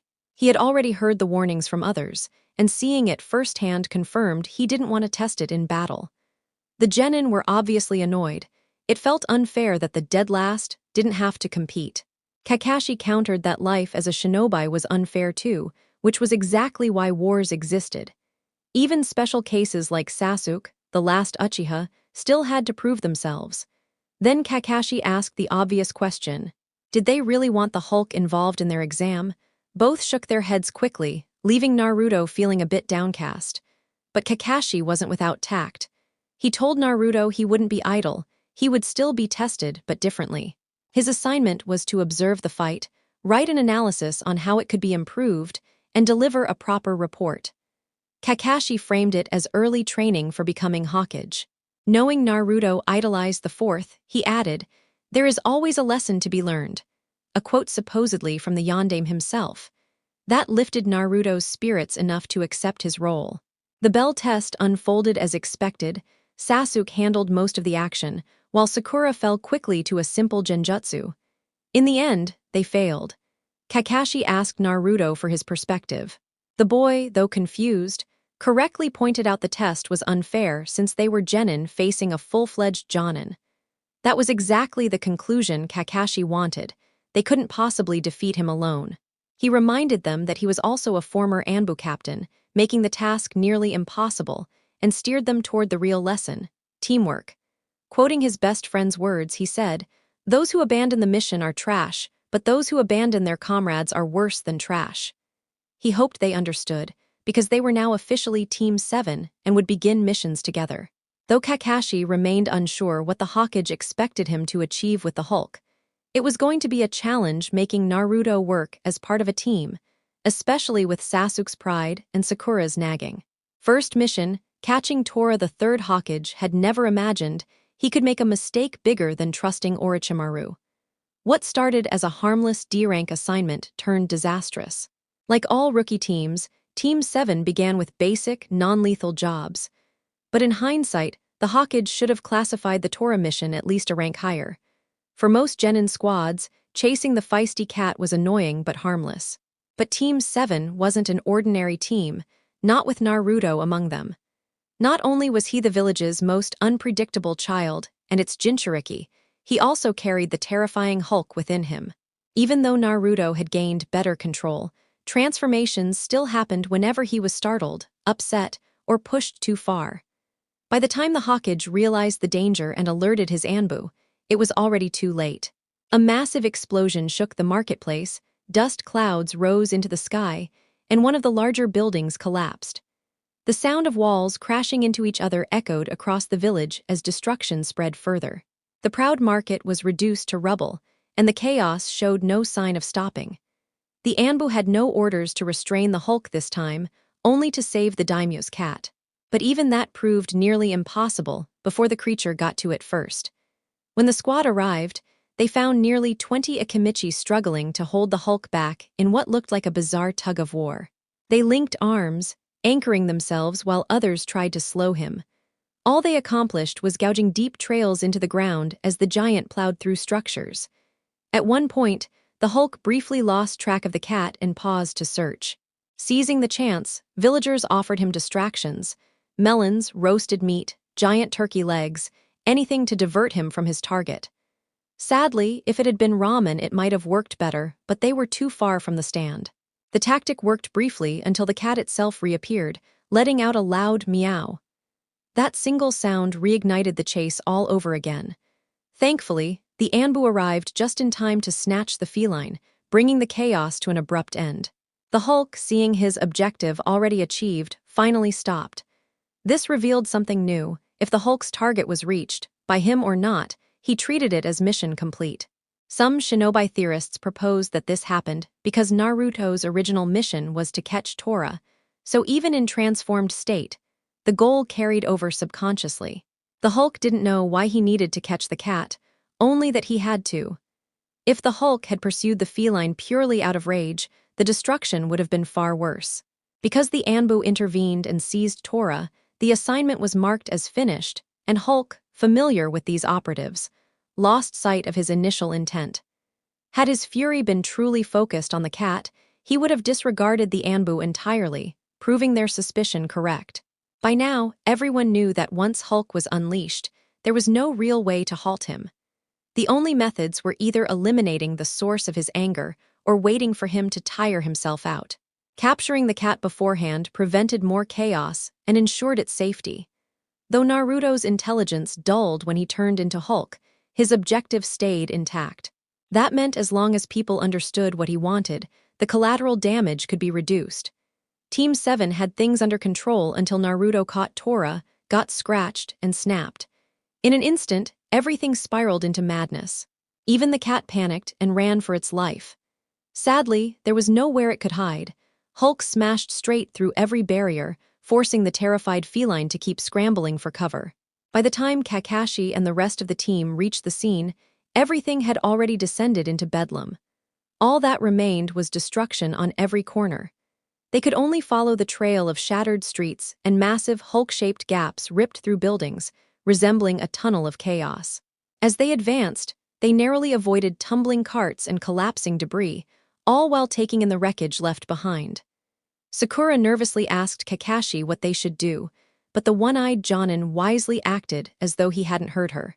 Sasuke, too, recognized there was nothing they could do to restrain the monster. His own experiences had taught him never to confront something far greater in size and strength. He had seen what happened when Kiba crossed paths with Hulk and wisely kept back. Rumors claimed this creature had fought off hundreds of shinobi without injury. While many dismissed such tales, no one could be sure when dealing with something as extraordinary as Hulk. Sasuke quietly mirrored his teacher's attitude, pretending disinterest while carefully following orders. Ultimately, the Anbu managed to secure Tora. Ironically, the cat looked almost relieved to be returned to its owner. Even if Lady Shingama nearly squeezed the life out of it with affection, that was still far better than being in Hulk's clutches. More than one shinobi thought the feline would prefer the noblewoman's suffocating hugs over the giant's grasp any day. In the shadows, the Anbu exchanged knowing glances, remembering how the creature had once tried to escape through a mouse hole. Some of Tora's fur had even gone white from shock, but neither Hokage nor Anbu mentioned it aloud. Lady Shingama mistook her pet's behavior as gratitude and cheerfully thanked the team. To her, the genin looked fine, just unusually quiet. Sasuke and Sakura were speechless, unable to express their thoughts. With half the market destroyed and several buildings ruined, they secretly wondered what punishment might follow. Naruto, meanwhile, was mortified. His face burned red when the noblewoman asked about the market. The Hokage smoothed things over with a calm explanation, saying the council had requested a larger market and the current destruction was part of renovations. The team was stunned, but Lady Shingama praised the Hokage for listening to his people and even promised her husband would provide additional funding for the project. Both the Hokage and Team 7 could hardly believe it. Back in the village, the ruined marketplace nearly caused a civilian uproar. Yet the Hokage cleverly turned the tables on the council, reminding them they had long demanded an expansion. With extra funding arriving from the daimyo's wife, the excuse seemed believable. In the end, no one had been injured, making the incident easier to swallow. Relieved, the hokage counted his luck once again. Thanks to his quick thinking, the civilian council backed down. None of them asked why the Hulk had been chasing the noblewoman's cat in the first place. To solidify the cover story, the hokage even created an official mission where Hulk would assist with market reconstruction. When other shinobi teased him, he silenced them with a sharp "shut it." Deep down, he often forgot Naruto wasn't an ordinary genin at all. Dealing with Hulk required extra patience, yet those around him began to see him as family. The hokage himself realized that, despite the transformation, this was still Naruto, the same boy who smiled, laughed, and cared about simple things. Many shinobi treated Hulk like a giant child, not a monster. Their next task involved weeding fields. After giving Sakura and Sasuke instructions, Kakashi hesitated when he turned to his last genin. Instead of the small, whiskered boy, Hulk stood there, scratching his head awkwardly. Unsure what had triggered this shift, Kakashi sighed, already sensing a headache, and told Hulk to sit and calm down. Surprisingly, Hulk obeyed, as if used to hearing that now. While his teammates worked, Hulk grew restless, yawning openly. Sakura grumbled about why Naruto got to sit idle, but Kakashi retorted she was welcome to teach Hulk how to pull weeds. Remembering how Uruka had once tried, and failed disastrously, she quickly dropped the complaint, muttering under her breath. There was no need to complain, though. Once Naruto reverted, he created dozens of shadow clones and completed the work faster than everyone combined. The farmer was impressed, promising to request Naruto again during harvest season, much to the blonde's delight. Sasuke and Sakura, too sore to argue after hours of manual labor, stayed silent. The same scene repeated with painting houses. Hulk tried to use a tiny brush, looked helpless, and was told to step aside. Kakashi assumed Naruto's eagerness for missions was causing the constant transformations. With the village slowly viewing him differently, Naruto put in extra effort, grateful for every word of thanks. Kakashi found it both positive and troubling. Naruto's emotions seemed to trigger Hulk more often. He couldn't help but think the boy should have been treated kindly from the start. Sometimes, Kakashi wondered how the academy instructors had managed him. Hearing Uruka's stories of failure made him sweat drop. Even so, Naruto always found a way. Using clones, he transformed parts of himself into tools, giving each clone the equipment needed. The client, who initially thought the blonde was useless, was left stunned by his efficiency. What had looked like a disaster turned into one of the fastest completions he had ever seen. Despite the rocky start, the client was more than satisfied. Genin were expected to make mistakes on D-rank missions, but Naruto had gone beyond expectations. Between Hulk's raw strength and Naruto's resourcefulness, the boy was clearly a force of nature. The client finally understood the Hokage's confidence in him. By the end, Naruto had done more than both teammates together. Though he started late, he still finished first. Sasuke wanted to complain but held back. He now knew why Naruto alone could use advanced shadow clones. The mission felt strange to him, the results even stranger. Once the dead last of the class, Naruto somehow outperformed them all. Sasuke could feel the client's admiration for the blonde, and this time he couldn't blame Hulk for overshadowing him. Still, it was hard for the proud Uchiha to swallow. What was supposed to be a burden on their team was now the one pulling them ahead, flipping everything Sasuke thought he knew upside down. The shopping task was supposed to be the easiest of jobs. They only needed to buy what the client requested. Simple enough, but of course Naruto had to complicate things with his constant hiccups that triggered random transformations. While it didn't directly ruin the mission, it was a massive distraction. His teammates tried walking ahead of him to avoid looking back, but it was hard to ignore a towering shadow flickering in and out of sight behind them. Each thunderous step made them feel like they might be crushed at any moment. Just as Sakura was about to scold the giant form to tread lighter, another hiccup returned Naruto to normal, cutting her mid-sentence. Worse still, the constant shape-shifting drew unwanted attention. Soon a crowd followed them like spectators at a carnival, watching every transformation. As if humiliating D-rank missions weren't bad enough, now half the village was watching. To Sasuke, it was a new low, feeling like they were leading a parade. Naruto didn't help, cheerfully waving to the crowd while his Uchiha teammate gritted his teeth in frustration. Sasuke eventually dropped back, intending to say something, but another hiccup brought the Hulk form out again. Sighing in resignation, Sasuke knew it was pointless. Talking to the green brute never went anywhere. Instead, he hurried up to walk alongside Sakura, pretending not to be associated with Naruto at all. The Nara clan had their share of trouble too. Their deer panicked whenever Naruto changed, scattering all over. Several never came back, forcing them to request extra deer-rank teams to track the animals down. To their surprise, one deer even returned completely white, and others showed strange white patches. Unsure if it was a blessing or curse, they ultimately enlisted the Akimichi to stop the Hulk from frightening their herd again. From that day on, the Yamanaka made it clear they would never call Team 7 for greenhouse duties again. Oddly enough, babysitting was something Team 7 managed well, at least when it came to Naruto and the Hulk. Kids loved the giant's massive presence and Naruto's antics. The children stayed behaved, too curious to cause trouble. Sasuke and Sakura, however, weren't so lucky. Sasuke complained of being bitten multiple times, while Sakura was constantly tugged and teased for her pink hair and flashy clothes.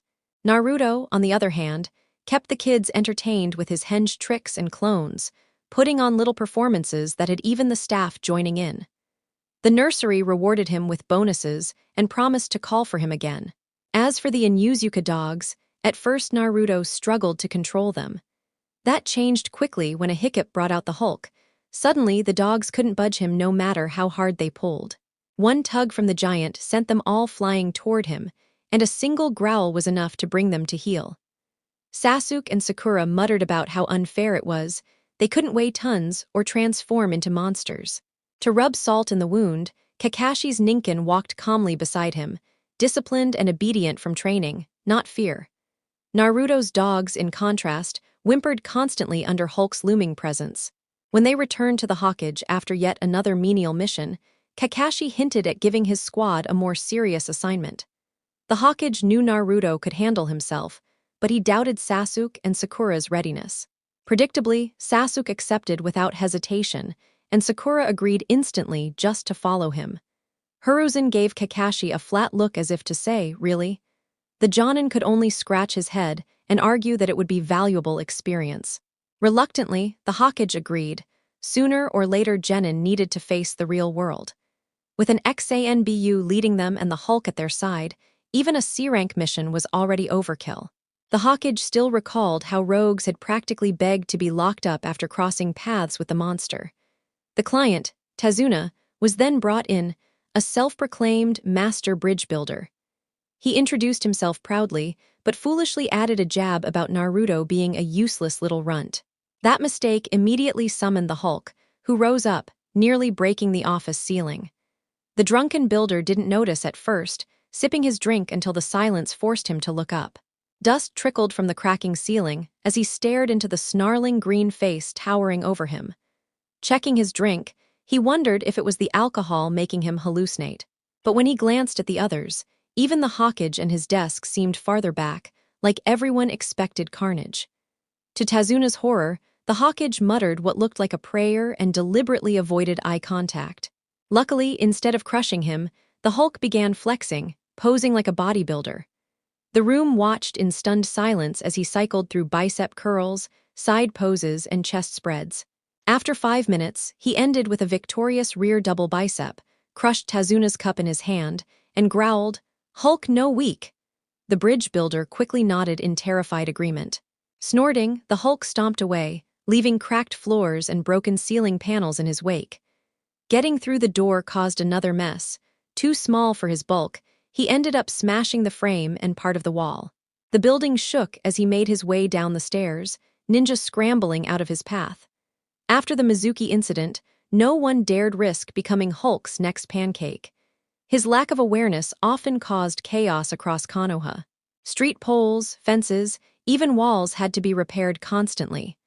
Once, when he knocked a lamppost over, he tried to fix it, only to jam it so hard into the ground it disappeared completely. Unbeknownst to him, it pierced a secret root tunnel. A returning squad barely escaped being skewered. Even trained to suppress emotions, one operative collapsed in shock, losing bladder control. His comrades immediately reported an attack, forcing Danzo himself to respond. The incident triggered a full security recall, root operatives vanishing into hiding under the belief their base had been compromised.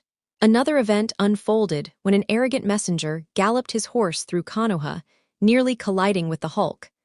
The man happened to be one of the chosen suitors for the Hyuga princess, Hinata, an arrangement the clan elders had set up without Hayashi's approval. Their plan was that once the engagement became official, Hayashi would have no choice but to accept, since opposing it would create political turmoil and damage his standing. To the elders, it was a win-win situation. Either they gained a new heir or forced a new clan head into power. That scheme might have worked smoothly, but fate changed the moment the pampered envoy ran into the Hulk. What followed was chaos. A single step backward from the giant sent a watchtower tumbling down. The collapse triggered a chain of destruction that crashed into a research facility, which in turn exploded, igniting further damage across several nearby structures. Panicked, the nobleman tried to flee, but the Hulk quickly caught him. The Colossus was ready to throw him out of the village entirely, until the Anbu intervened, redirecting the situation. Instead of ending up tossed into the dirt, the suitor found himself dragged to the hokage office. Meanwhile, the Hulk sat waiting happily for his promised ramen, courtesy of the Anbu, who had learned that feeding him was the easiest way to calm him down. Since it was billed as part of the mission, none of them had to pay from their own pockets. When the smug noble finally stood before the hokage, the sandaime merely scolded him like a child. At first, the spoiled prince assumed it was due to his father's influence that he escaped punishment. That illusion broke when he was handed an enormous bill. Questioning the charge, he was told the price covered the Hulk's meals so the giant wouldn't come after him again. Having seen firsthand how easily the Green Titan lifted both him and his horse, the envoy immediately agreed, promising endless ramen without protest. Thanks to the Hulk's involvement, the once arrogant suitor was far more obedient when dealing with the hokage. However, the Hyuga elders were furious that their arrangement was crumbling and tried to pin the entire disaster on the Hulk. The hokage, already aware of the Hyuga clan's internal conflicts from Hayashi himself, wasn't swayed. Instead of arguing, the sandaime gave them an example. If someone kicked a merchant's cart, sending it rolling and smashing goods, it would normally be blamed on the cart's owner. But if 50 people saw the real culprit, the truth couldn't be ignored. With dozens of witnesses and gossip spreading fast, the hokage asked if the Hyuga were really willing to risk their reputation over this. He even offered them the chance to share the cost, since the envoy was, after all, there because of their invitation. Faced with the outrageous number of zeros on the bill, the elders were forced to back down. Had the rest of the clan or Hayashi himself discovered their role, losing their council seats would have been the least of their worries. Back at the Hokage Tower, Tazuna stood stunned as the Hulk smashed through a door and a wall, while the shinobi around him acted like it was routine. The sandaime only sighed and told Uruka to send someone to repair the tower, even suggesting they rebuild it, Hulk-sized.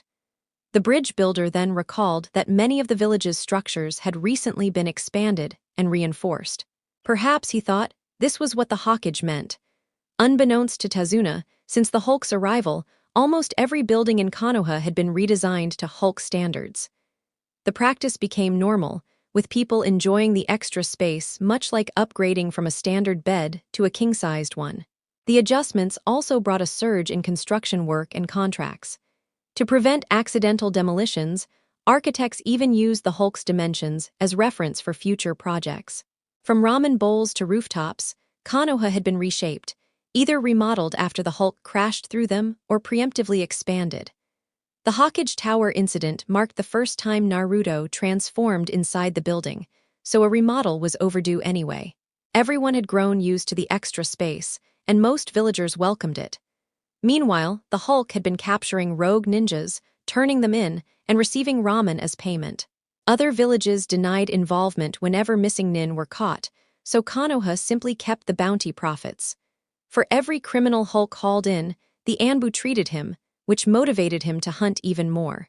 Over time, he began collecting missing nin like firewood, dropping them off at the village gates. This created major problems for Danzo and Root, since his operatives became prime targets. Knowing the Hulk's obsession with ramen, Danzo had to run his operations carefully, ensuring his agents weren't caught in the giant's sight. Occasionally, Root members even bribed the Hulk with ramen to reclaim captured agents. When Danzo read the expense reports, he was appalled at the cost and ordered even stricter precautions. To make matters worse, the Hulk seemed to develop an uncanny sense for identifying traitors. Root members often joked nervously about checking their own smell, wondering if that was what gave them away. Before leaving on their mission, Kakashi casually advised Tazuna not to provoke Naruto, warning that cleanup afterward was never pleasant. He also suggested the bridge builder avoid Hulk air travel, since even their most skilled trackers struggled to find missing Nin after being punted into the distance. Delivered with Kakashi's trademark eye smile, the words left Tazuna unsure if it was a joke. Kakashi reassured him he would be well protected as a Jonin, then added that with Naruto around, they should actually pity anyone foolish enough to attack. Within an hour, Team 7 gathered at the village gate. Tazuna was visibly wary of Naruto, and Sakura quietly explained that Kakashi hadn't been exaggerating. Having been on Naruto's team, she had witnessed his transformations and their destructive aftermath. Thanks to her friendship with Ino, who frequently shared clan gossip, Sakura had also learned more details. With her father in intelligence, Ino often squeezed information from him with ease, meaning she knew plenty about Naruto and the Hulk's activities. Hearing about Naruto's feats made Sakura realize how unique he was.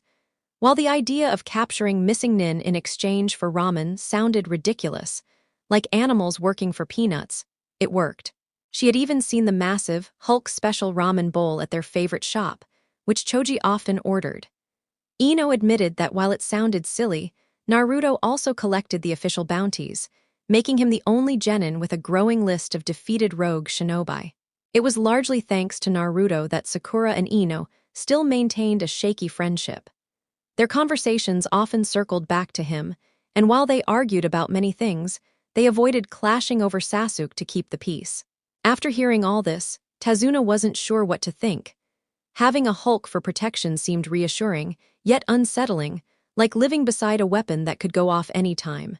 Still, Konoha had adapted around him in ways the bridge builder found hard to believe. Unsure how ordinary villagers could accept it so easily, Tazuna resolved to keep his distance. Unfortunately, Naruto noticed his constant staring, making it difficult for the boy not to feel irritated. Kakashi, watching from the side with his book, sighed. This journey was going to be long. Naruto was like a time bomb, and his team had grown used to it. They couldn't simply tell Tazuna to ignore him. It was like telling someone not to notice a pink elephant, which only made them stare harder. Naruto would just have to endure, a form of training in itself. The team knew that sooner or later, outside interference would set the Hulk loose again. They pitied the poor soul who would trigger it, while Kakashi mentally prepared himself for cleanup duty. At least in Konoha there was Ikaraku's ramen as a fallback, but out here, finding a cook or shop was unlikely. Even Sasuke had learned to keep quiet around the giant. He'd overheard Anbu mention that insulting Naruto only carried over to the Hulk, making things worse. Deciding it wasn't worth the risk, the last Uchiha refrained from antagonizing his teammate. In Sasuke's mind, the Hulk was no longer something human or comparable. He was a force of nature, not a measuring stick for his ambition. Sasuke was aware that Naruto didn't hold him in high regard. It was obvious whenever the blonde gave him sharp looks, especially when his other side surfaced. For the sake of keeping himself safe, Sasuke always made sure to keep a respectful distance from the Hulk, never daring to cross paths unless absolutely necessary. Sakura shared a similar sentiment. The appearance of the Hulk made her uneasy, and she instinctively avoided him whenever possible. She usually hovered close to Sasuke anyway, which meant her interaction with Naruto was kept to a minimum. Since that event, Naruto had stopped showing any real interest in her, which suited her well, as she often thought he was the main reason Sasuke never acknowledged her feelings. Naruto himself was different. With his other persona, his emotions felt raw and untamed, like a dam had broken inside him, releasing years of anger, loneliness, and suppressed resentment. Memories of his childhood suffering resurfaced, reminding him of how much pain he had endured without support. Unfortunately, those closest to him, his teammates, became the focus of much of his bitterness. His envy toward Sasuke for everything he possessed and the sting of rejection from Sakura were at the top of his list of buried frustrations. It was understandable why he began keeping his distance from both of them. Normally, Kakashi would try to unify his squad and push them toward teamwork. But with the Hulk's presence, he wasn't dealing with a small obstacle. It was as if he had slammed into an immovable wall.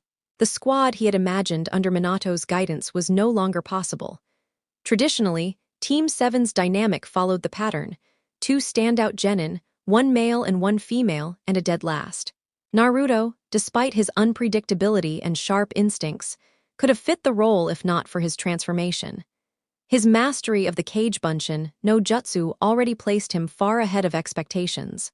But once he transformed into the Hulk, all measurable limits shattered. Uruka couldn't classify him, and Kakashi couldn't contain him. With both his effective clone strategies and the Hulk's overwhelming strength, Naruto went from being the weakest in the class to practically untouchable. Even Kakashi, a veteran jonin, couldn't confidently claim he could defeat him, since the Hulk could turn any battle in Naruto's favor. Having witnessed the green monster firsthand, Kakashi had no desire to test his luck. The truth was, no one in Konoha had a plan if Naruto ever turned against the village. They simply chose not to think about it, dismissing it as too troublesome, in Shikamaru's words. Even Danzo, the so-called war hawk, stayed silent. The Sandaime knew well that his rival had suffered failures in the past. Danzo's secret route once attempted to capture Naruto, but the outcome had been disastrous. After several humiliating defeats, he abandoned the effort. He should have realized sooner, even if he managed to restrain the Hulk, how could he possibly transport such a massive, bright green being without drawing attention? On top of that, none of Root's hideouts could even accommodate such a giant. The Hokage already suspected Danzo's involvement, given his obsession with creating super soldiers, but no evidence ever linked him to the attempts. As for Team 7, things stayed calm until the demon brothers appeared. Fortunately, Naruto was composed this time, but when it came to real combat, he froze. Unlike in Konoha, where ANBU surveillance and the Hulk's intervention gave him safety, here he had to fight alone, and his nerves failed him. Even Sakura, often written off as a fangirl, acted more decisively by shielding their client with weapon in hand. With Kakashi temporarily disabled, Sasuke fought back and restrained the enemy, chaining one of them to a tree until Kakashi reappeared to finish the fight. The Jonin praised his students, though he noted Naruto's frozen state with some surprise. Oddly enough, he hadn't transformed into the Hulk. Kakashi assumed Naruto simply didn't sense true danger, but the truth was that fear had paralyzed him. If the attackers had come any closer, survival instincts might have triggered his transformation. Naruto felt deeply ashamed of his inaction, determined to prove he wasn't useless. To demonstrate his resolve, he cut his own hand to bleed out the poison, insisting they didn't need to return to Konoha. Unfortunately, he slashed too deeply, forcing Kakashi to bandage him, even though his healing factor as a Jinchuriki was already working. For Kakashi, this felt more like normal training than the chaos of recent missions. The Hulk had thrown everything off balance, missions turned unpredictable, and teamwork fell apart. Kakashi realized he had never truly built unity within the squad, especially with the green behemoth's unpredictable involvement. His students weren't seasoned ANBU like his old comrades, they needed proper guidance. The Hulk was a wild card, and Kakashi hadn't yet figured out how to integrate him into actual battle plans. Every shinobi had weaknesses, no matter how strong they looked, but finding the Hulks was another matter entirely. Before he could reflect further, Naruto spotted a snow rabbit, which immediately raised alarms. Kakashi recognized it as a substitution animal, meaning an ambush was imminent. He ordered everyone down, pulling Tazuna with him. Their client was clearly the true target. Soon, Zabuza Mamachi, one of the 7 ninja swordsmen, appeared. Despite Kakashi's confidence, he was quickly ensnared by a water technique. Against a Jonin of that caliber, the genin stood no chance. Kakashi ordered them to retreat with Tazuna, but Naruto refused, repeating his sensei's own words about those who abandon comrades being worse than trash. Secretly, Kakashi almost wished the Hulk would intervene, otherwise, they were likely doomed. Zabuza, confident in his victory, mocked the genin by creating clones to handle them while he restrained Kakashi. He found their little drama entertaining, especially when Naruto spouted idealistic nonsense about bonds and hokage dreams. The clones easily overpowered the genin, mocking Naruto's weakness and trampling his headband as a symbol of scorn. Zabuza told them of his own brutal graduation from the Bloody Mist, hoping to instill fear. To him, shinobi life was betrayal and bloodshed, nothing more. But Naruto's vow to create a new path and change the system, even if it meant becoming Hokage, only irritated him further. Coming from someone so weak, it felt insulting. The clones didn't kill him outright. Instead, they cruelly beat him down, curious how many times he'd rise again. While Kakashi remained trapped, everyone expected Naruto to keep charging. Instead, he retrieved his trampled headband and calmly placed it back on his forehead. He told them, quietly, yet with conviction, that they were making a grave mistake. Though his voice was low, every shinobi present heard him. That statement enraged the clones, who rushed at him all at once. His teammates instinctively moved in front of Tazuna, while Kakashi, oddly enough, leaned back as if preparing to watch something unfold. Even the real Zabuza felt something off. With Kakashi captured and the genin seemingly overpowered, none of them should have felt this calm. Yet the Leaf Shinobi weren't panicking at all, a strange realization that unsettled the swordsman. He was about to brush off the strange sensation, but then an enormous green arm suddenly lunged forward, grabbing his clone midair and holding it tight. Everything froze instantly as all of Zabuza's copies stared in disbelief. The hand crushed the duplicate with terrifying strength until it burst into water. That single destruction rattled not only the clones, but even the true Zabuza himself, for it wasn't every day he had to witness his own likeness being killed in such a way. What the hell? Just what in the world was that? The swordsman blurted out in shock, his voice filled with questions. Kakashi wasn't sure if Zabuza was addressing him, but he was content to let the rogue deal with the towering Hulk for now. Unfortunately, with so many clones in the way, Zabuza's sight was blocked. He could only sense his copies retreating from whatever monstrosity they were facing. He, a man who had never once backed down, felt unnerved watching his own clones, fragments of himself, falling back. What kind of danger could make them hesitate? Bound by the water prison technique, he was forced to remain still and observe.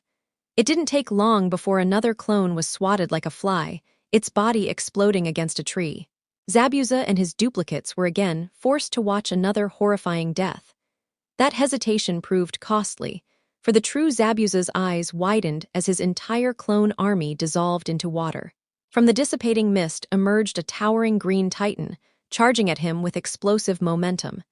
It didn't stop at the shoreline. It leaped like an enormous frog, fist aimed directly at Zabuza's face. Though the giant's arrival was overwhelming, the demon of the hidden mist didn't earn his title from looks alone. With a razor-thin moment to act, Zabuza sidestepped, drew his massive blade, and slashed in one seamless motion, never even removing his other hand from the water prison. Few could follow what he had done, but the streak of blood staining his weapon proved he had at least landed a hit where no one in Konoha had succeeded. Kakashi had no time to dwell on it. With both himself and Naruto incapacitated, the others had no hope against Zabuza. Yet what startled him was when Zabuza demanded to know if this hulking monster was their hidden trump card. The rogue was unsettled. Even he wasn't comfortable with another giant suddenly appearing out of nowhere. Zabuza may have wounded the creature, but he wasn't blind to the reality. This thing was dangerous. The colossal splash it made when striking the water nearly unbalanced him with its sheer force. Could there be more of them? Could one of these genin, or even Kakashi, transform into another beast like that? Without the feedback ability of shadow clones, Zabuza had no way to confirm if Naruto himself was the source of the monster. For all he knew, an entire army of such creatures could appear.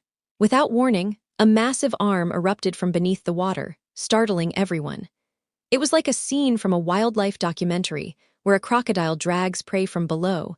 But this time, the arm clotheslined Zabuza, sending him spinning through the air before he crashed against the lakeside. The Hulk wasn't finished. From the depths, he launched himself upward like a rocket, crashing into the swordsman with unstoppable force. But the brute had no skill in standing on water. Gravity reclaimed him, and he splashed back down hard. Moments later, he resurfaced, finding the skirmish concluded. With a final leap, he joined the others on the shore. Naruto wasn't unharmed. His chest bore a deep slash, bleeding heavily. Yet he paid little attention as the wound slowly closed. Something Kakashi suspected was the Kyuubi's doing. The Jonin still moved to assist, ordering vines to be tied around the bandages to keep pressure on the injury. It wasn't perfect, but it would buy Naruto time to heal. Only then did they notice Zabuza had disappeared. Kakashi assumed the rogue must have had assistance, for even someone like him wouldn't simply vanish under such circumstances. With no choice, they began making their way toward Tazuna's home, the Hulk tagging along. The sight was awkward. The bridge builder led nervously, clearly unsure whether to stay ahead of the giant out of fear of being crushed or simply out of caution. Sasuke and Sakura felt the same tension, recalling their shopping mission mishap. Thankfully, the route didn't take them through town. When they reached Tazuna's house, he called out to his daughter. The door opened, only to slam shut immediately after. All eyes turned toward Naruto's enormous green form. Embarrassed, the Hulk scratched his head awkwardly, as if to apologize. Sighing, Tazuna reassured his daughter and eventually convinced her to open the door, especially once Naruto shifted back to his normal self. Tsunami stared in disbelief as the hulking monster became just a small blonde boy. Naruto, flustered, admitted she was making him nervous and warned he might transform again. Tsunami could only sweat drop and take his words seriously. At dinner, with Inari joining them, the discussion turned to Naruto's transformation. When they mentioned that something as small as a sneeze could trigger it, Inari scoffed angrily, accusing them of lying. In his mind, no one could rival Gato's strength, and these shinobi were probably just mercenaries after money. He tossed a pepper shaker at Naruto to prove them wrong. To the horror of the group, the pepper burst on impact, forcing Naruto to sneeze. His body ballooned outward, instantly transforming into the Hulk. The shockwave launched Kakashi into the wall, flattened Sasuke beneath a massive arm, and sent Tazuna rolling across the floor. Sakura barely dodged, but ended up trapped under the Hulk's leg. Tsunami and Inari had to admit the story was true after all. Inari, awestruck, eagerly poked the giant despite his mother's protests. The Hulk stared down at him blankly, clearly unimpressed at being summoned twice in one day. Still, Tazuna, rubbing his sore back, noted one positive: his grandson was smiling again. But the chaos wasn't over. Another sneezing fit blasted Kakashi through a window and launched Tazuna straight out the door. The house looked like a battlefield by the time things calmed down. Luckily, with Naruto's shadow clones, repairs didn't take long once he transformed back. During the work, Inari endlessly pestered Naruto about his transformation, while Tsunami reluctantly let it slide since her son seemed genuinely happy for once. In the following days, Kakashi began training the team in chakra control, teaching them how to climb trees by focusing energy in their feet. Demonstrating first, he was shocked when Sakura immediately succeeded, even surpassing Sasuke, who barely edged out Naruto. This uneven team dynamic forced Kakashi to rethink his strategies. Naruto may have been the weakest academically, but with his monstrous alter ego, he was practically a one-man army. His other half alone could crush hundreds of elite shinobi. Still, his unpredictable transformations made it hard to plan around him. Naruto clearly worked hard, but compared to prodigies like Sasuke, his raw talent lagged. By the third day, Naruto was still struggling midway up the tree, while Sasuke had already reached the top. Inari, who had been secretly watching since day one, couldn't understand why Naruto trained so hard when his Hulk side was so overwhelmingly strong. To him, the idea that Gato was unbeatable now seemed laughable. On the fourth day, Inari finally asked Naruto why he bothered. The boy's answer shocked him. Naruto explained he didn't believe in shortcuts. He could rely on the Hulk, sure, but then the victories wouldn't be his own. True effort was what gave meaning to strength. Without walking the path yourself, you'd never truly understand what power meant. Inari was shaken deeply by those words. forcing him to reconsider everything he had done so far in his life. The blonde boy seemed to sense his doubts, telling him clearly that it was never too late to change.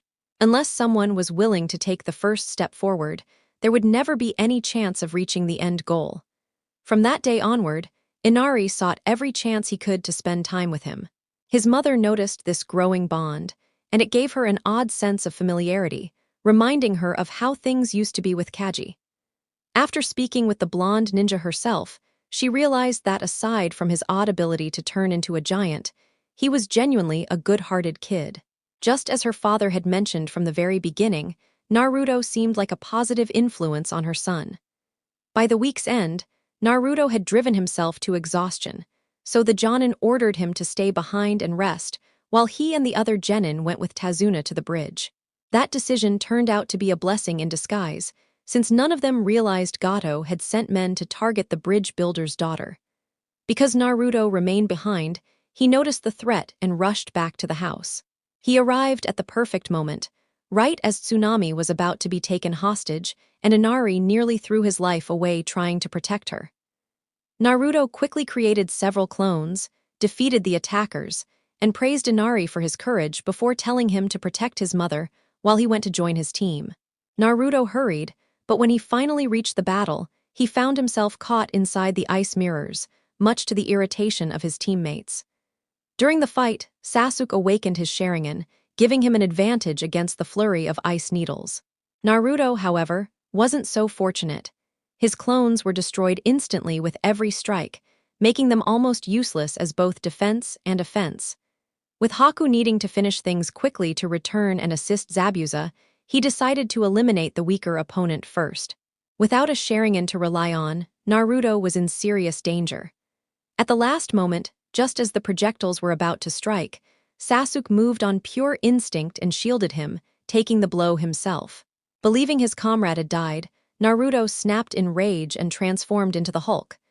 Smashing through each mirror with brute strength, he tried to reach the masked enemy. Haku darted desperately from reflection to reflection, but with every shattered mirror, his options dwindled until he had nowhere left to run. A powerful strike knocked him out, cracking his mask. The Hulk was about to finish him when the broken mask revealed a familiar face. Haku! The sight halted his fury, and he slowly reverted to his blonde self, approaching the fallen figure. Tears welled in Haku's eyes as he apologized, explaining that Zabuza was his precious person, and that he would always serve as his tool. Naruto, disheartened, couldn't accept such words. He couldn't understand how anyone would reduce themselves to nothing more than a tool to a father figure. Meanwhile, Kakashi's summoned hounds restrained Zabuza, and Haku disappeared before Naruto could stop him. Kakashi was stunned when, at the crucial moment to end the battle, Haku sacrificed himself. The fake hunter nin took the lethal strike meant for Zabuza, clutching the arm that pierced his chest. Zabuza seized that brief instant to cut through both Kakashi and Haku. Though he nearly landed the fatal blow, Kakashi managed to evade the massive blade by pulling Haku along. Before the fight could continue, Gato arrived, mocking the Jonin and revealing he had never intended to pay Zabuza at all. With everyone worn out and only kids left standing, Gato even dared to kick Haku's lifeless body out of spite. This enraged Naruto, who questioned Zabuza about how he truly viewed Haku. His words struck something inside the former swordsman, who finally admitted through his actions that he cared for Haku as more than just a tool. Borrowing a kunai from Naruto, Zabuza launched himself at Gato in a final act of vengeance. With his arms useless, he clenched the blade between his teeth and charged forward. He managed to cut down Gato, but was soon overwhelmed by the mercenaries. With their employer dead, the mercenaries turned their frustration toward the villagers, whom they often tormented. But one genin refused to allow it. Naruto stepped forward, daring them to try going through him if they wanted to harm the people. To intimidate them, he transformed into the Hulk, which immediately made most of the thugs hesitate. One bold mercenary stepped up, raising his crossbow and urging the others to follow, confident that even the massive creature couldn't withstand their combined firepower. Yet none moved with him, leaving him looking like a fool. The Hulk snarled menacingly, and in panic, the thug fired his weapon. The moment seemed to slow as the arrow sped toward its target, Everyone, villagers and shinobi alike, watched as it struck the Hulk's chest. To their horror, or perhaps relief, the arrow simply bounced off his hardened muscles. The giant glared down at the shooter, who realized far too late that his comrades had already backed away, leaving him alone. He looked up just in time to see the massive fist hurl him across the horizon. Tazuna squinted into the distance, recalling Kakashi's joke about Hulk air travel, and remarked that this one didn't even go that far compared to what the creature was capable of. Kakashi simply smirked, saying the launch could have been much farther. Still seething, the Hulk growled at the remaining mercenaries, silently daring them to challenge him. They got the message loud and clear and fled in terror. Inari and the villagers appeared soon after, caught in the middle of the chaos, only to realize the mercenaries were running away from the green monster rather than toward them. They stayed until the bridge's completion. Inari, fascinated by Naruto's transformation, often teased and startled him just to witness the change. He proudly spoke of his ninja friend, bragging to others, and spending much of his time with Naruto while helping his grandfather. Once Tazuna discovered Naruto's ability to create countless clones, he had him assist in the bridge's construction. With the Hulk handling heavy loads and the clones doing detailed work, progress accelerated dramatically. Both the villagers and Tazuna were amazed as smaller Narutos managed to direct the towering Hulk, who surprisingly listened. Kakashi chuckled often, wondering if it worked only because Naruto was essentially communicating with himself. With an army of clones and the Hulk's unmatched strength, the bridge advanced quickly. Tazuna realized he wouldn't need extra cranes or manpower, as the Hulk could move objects hundreds of men couldn't budge, saving time and resources. Though Naruto and his clones could have built the bridge alone, Tazuna insisted everyone contribute so the bridge would stand as a symbol of the people's unity. Looking back on the week, Tazuna couldn't help but laugh. Naruto was not only incredibly helpful, but also filled the worksite with humor as he bickered with his own transformation.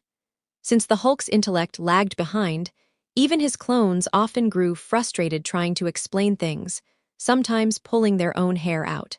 The Hulk became a favorite topic among the villagers, who joked about the time he crushed his clones by dropping a massive stone on them.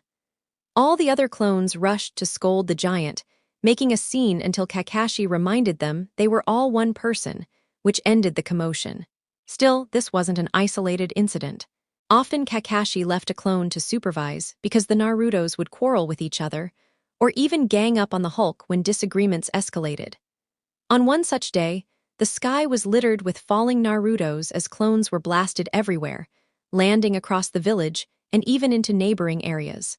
Though they dispersed afterward, Konoha eventually heard about it when their ninja recognized Naruto. Despite the chaos, Naruto never hesitated to speak his mind. Kakashi noted that he always sought to convince others when there was disagreement, no matter the effort. Tazuna, too, noticed this, recalling how Naruto dealt with Inari and even Zabuza. His determination to face overwhelming odds gave him confidence the boy could even stand against his own monstrous form. To ensure nobody got injured, workers were warned not to approach the area where the Hulk operated, since no one could predict what he might do next. Because he was usually tasked with handling the heaviest loads, accidents were bound to occur. For instance, when he carried a massive iron beam, the scene often turned chaotic as he unintentionally crushed a few of Naruto's clones while trying to set it down. The shadow copies quickly learned not to call out from multiple directions, as each time the Hulk spun around, more of them would get flattened. Tazuna couldn't remember the last time he had laughed so hard. If the boy hadn't been a shinobi from another village, he would have gladly hired him to stay in Wave. What amused him most was how the clones even debated with each other, arguing over which side of a stone block looked better, each one holding a different opinion. He eventually had to intervene before they ended up erasing one another out of frustration. The old bridge builder had heard the Jonin's explanation about Naruto's shadow clones, yet he still didn't fully grasp it. He always wondered why the duplicates didn't share identical thoughts if they were all the same person. To him, it seemed odd that they each held unique views, though he brushed it off as simply another strange ninja technique. When the Konoha team finally prepared to depart, Naruto and Inari shared a heartfelt farewell. In honor of their efforts, The bridge was named the Great Naruto Bridge. The locals even went so far as to commission a full-sized monument of both Naruto and the Hulk. The statue depicted the Hulk lifting his right hand proudly, while the smaller Naruto sat on his arm pointing cheerfully toward the future. The sight filled the villagers with joy, many laughing because the image reminded them of the duo's antics. Even though Naruto and the Hulk were technically one, it felt right that both sides of him were immortalized together. When exam day came, the genin entered a room already prepared for a written test, and a wave of groans echoed through the hall. Yet one particular arrangement drew attention: a massive desk and oversized chair set apart from the others. Those familiar with the rookie teams knew exactly who it was meant for, though the blonde himself didn't notice. Despite his growth, Naruto was still a bit oblivious to details, so he remained unaware of the unusual setup. When the seating was assigned, he was naturally pulled aside and directed to the corner desk. He immediately complained, demanding to know why he was being treated differently. The other genin, though curious themselves, stayed silent, more interested in hearing the examiner's reasoning. Ibiki simply explained that it was done for everyone's safety, and things would make sense once the exam began. Naruto insisted he had better control now, but the examiner shot him down. Feeling a little disheartened, he stomped toward his designated spot, grumbling the whole way. The rest of the examinees wisely chose not to draw attention. Just as a tree hides better in a forest, ninjas knew it was safer not to stand out. As the exam began, the process seemed ordinary, exactly as the proctor intended. His strict rules made it clear that the only way to succeed was to cheat discreetly. After all, shinobi were expected to gather information through trickery. It was part of their profession. The proctor even hinted at it by telling them to take pride in their abilities. Those who caught on understood that subtlety was the key. Many genin began quietly stealing glances, copying answers without being caught. Those too obvious were penalized by the Chunin assistants, who tallied marks against them. 5 strikes meant immediate elimination for the entire squad. Since teamwork was critical, one member's failure meant the downfall of the whole unit. This forced the groups to help each other while staying unnoticed. Ten and Lee took advantage of this perfectly, with Ten using mirrors to guide her teammate in copying answers. Sadly, their clever teamwork couldn't earn them bonus points, and since the proctors couldn't see from that angle, they avoided being penalized. Everyone was settled in, except for Naruto, or rather, the Hulk side of him. Ibiki had chosen to isolate him in the corner, fearing his unpredictable transformation might terrify the others. The desk was specially crafted to withstand his immense weight, but even so, Ibiki underestimated just how disruptive the Hulk could be. While most genin quietly worked on cheating, Naruto sat alone, sincerely attempting to answer each question. Unfortunately, he didn't realize the exam was built at a jonin level, so his desperate effort to recall Uruka's lessons was pointless. Frustration built inside him, and slowly, signs of his other self began to emerge. At first it was subtle, a foot swelling and turning green. One unlucky genin sitting nearby noticed it and rubbed his eyes, convinced he was seeing things. A glance later, Naruto seemed normal again, so he dismissed it as a trick of the mind. But before long, the changes became undeniable. His foot ballooned larger, then his hands, and finally parts of his body began shifting visibly. The poor genin nearly screamed, but caught himself under Ibiki's sharp glare. Thinking it was some kind of distraction test, he kept silent. Even Ibiki missed it, as Naruto reverted back each time he glanced his way. As the transformation progressed, Naruto remained unaware. His enormous fist scratched at his head, making nearby examinees gape in disbelief. He even smacked himself in the forehead with his giant hand in an attempt to think harder, nearly breaking the desk in the process. The Chunin examiners sighed heavily at his obliviousness. Gradually, the entire room grew tense. His ragged breathing and low growls filled the silence, and beads of sweat formed on nearly every forehead. When the proctors themselves began shifting uncomfortably away from his corner, the rest of the genin realized Ibiki's warning hadn't been part of the test at all. The danger was real. Even Ibiki himself felt uneasy, subconsciously inching further away. He understood now that if Naruto lost control, the building could very well be demolished. And as the transformation reached its peak, the Hulk sat hulking at the desk, still fumbling with the paper, frustrated beyond reason. Ibiki doubted the creature could even read the exam. Watching him struggle, he realized the Hulk's persistence came only from Naruto's lingering will to complete the test. But it was only a matter of time before his frustration boiled over. The other genin, clearly panicked, were already preparing to bolt with their desks in tow. Finally, massaging his temples from the stress, Ibiki made a quick decision. "Naruto, you're done, you can leave now," he barked. But when the Hulk turned and glared at him, the sheer intensity of his stare forced Ibiki to quickly correct himself. Raising his hands in surrender, he spoke more gently. "I mean, you passed. Yes, you passed." Every genin and Chunin in the room immediately nodded in agreement, desperate to back him up. Nobody doubted they all just wanted the Hulk gone before disaster struck. Fortunately, the Hulk seemed to grasp the meaning and echoed the words back as if uncertain. "Hulk passed." Ibiki gave a quick nod, hoping to speed up the sluggish gears in the brute's head. To everyone's relief, the Hulk finally caught on and began rising to his feet. The proctor instinctively stepped back when the enormous figure nearly broke the ceiling apart just by standing. The giant bent his shoulders and ducked his head so he wouldn't cause even more destruction. Ibiki almost regretted his decision immediately. Each step the green titan took made the floor dip dangerously, as though the entire building could give way under his mass. Stopping him now would only make matters worse, so he pressed himself against the wall and prayed the room could handle the strain.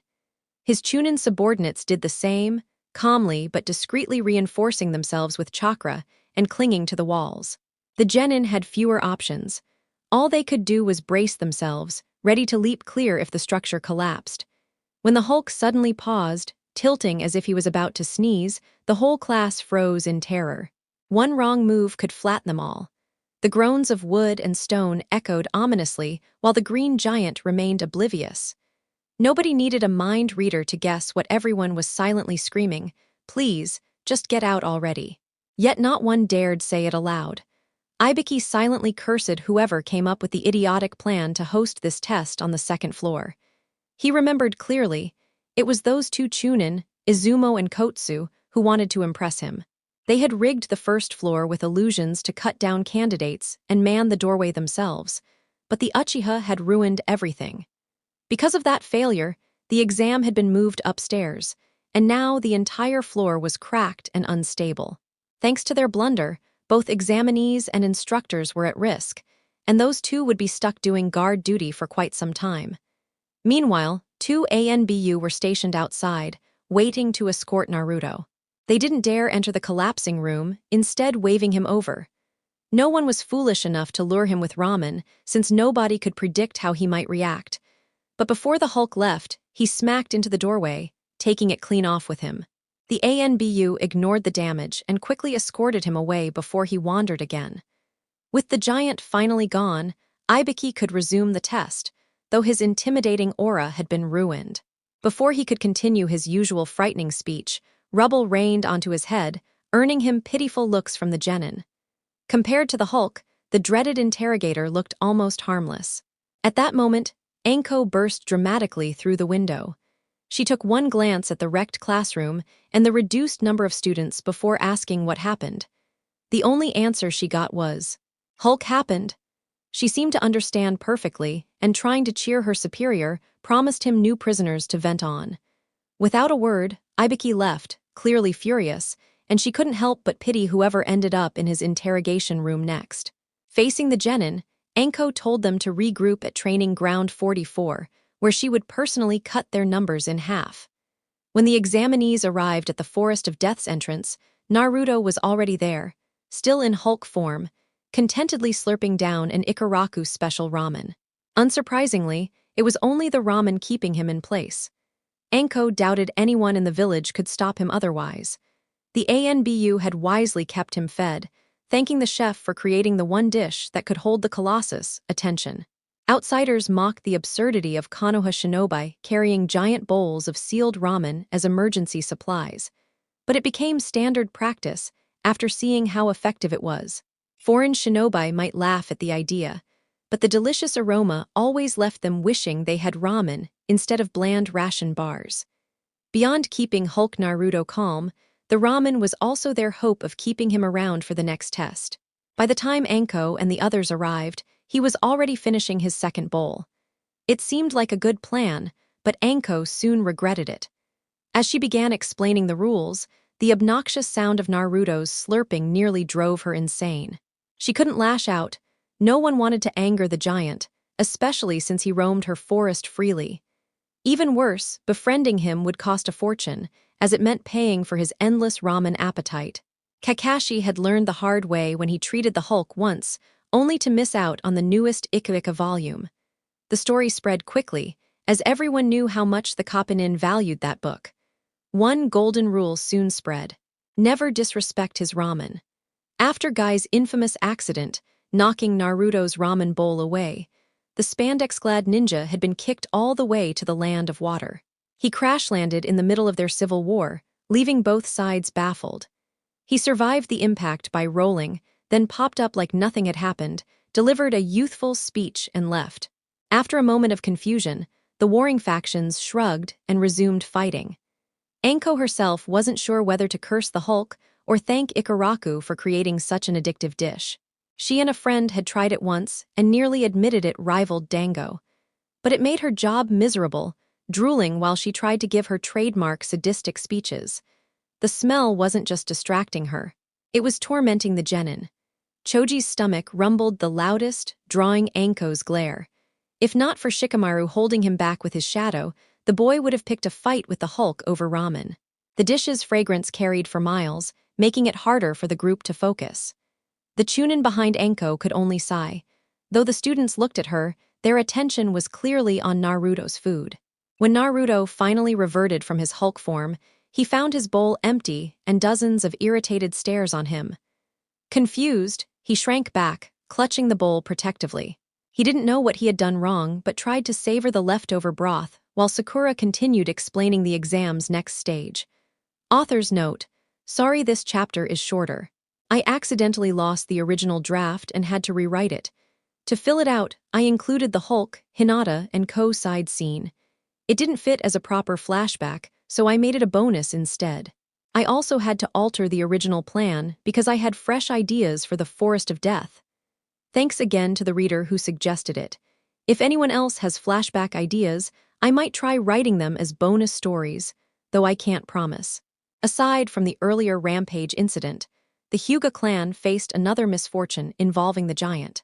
At that moment, Hinata had no idea it was Naruto, since it was her very first time witnessing his monstrous form. She had been quietly gathering flowers, a hobby of hers, when the enormous figure wandered past, stepping on the delicate bloom she was just about to add to her collection. His sheer size didn't scare her, but the fact that he ruined the flower made her heart ache. The Hulk had been on his way to his usual resting spot when, by chance, he blundered into Hinata's little pastime. This spot was where she often came across rare blossoms for her flower-pressing collection.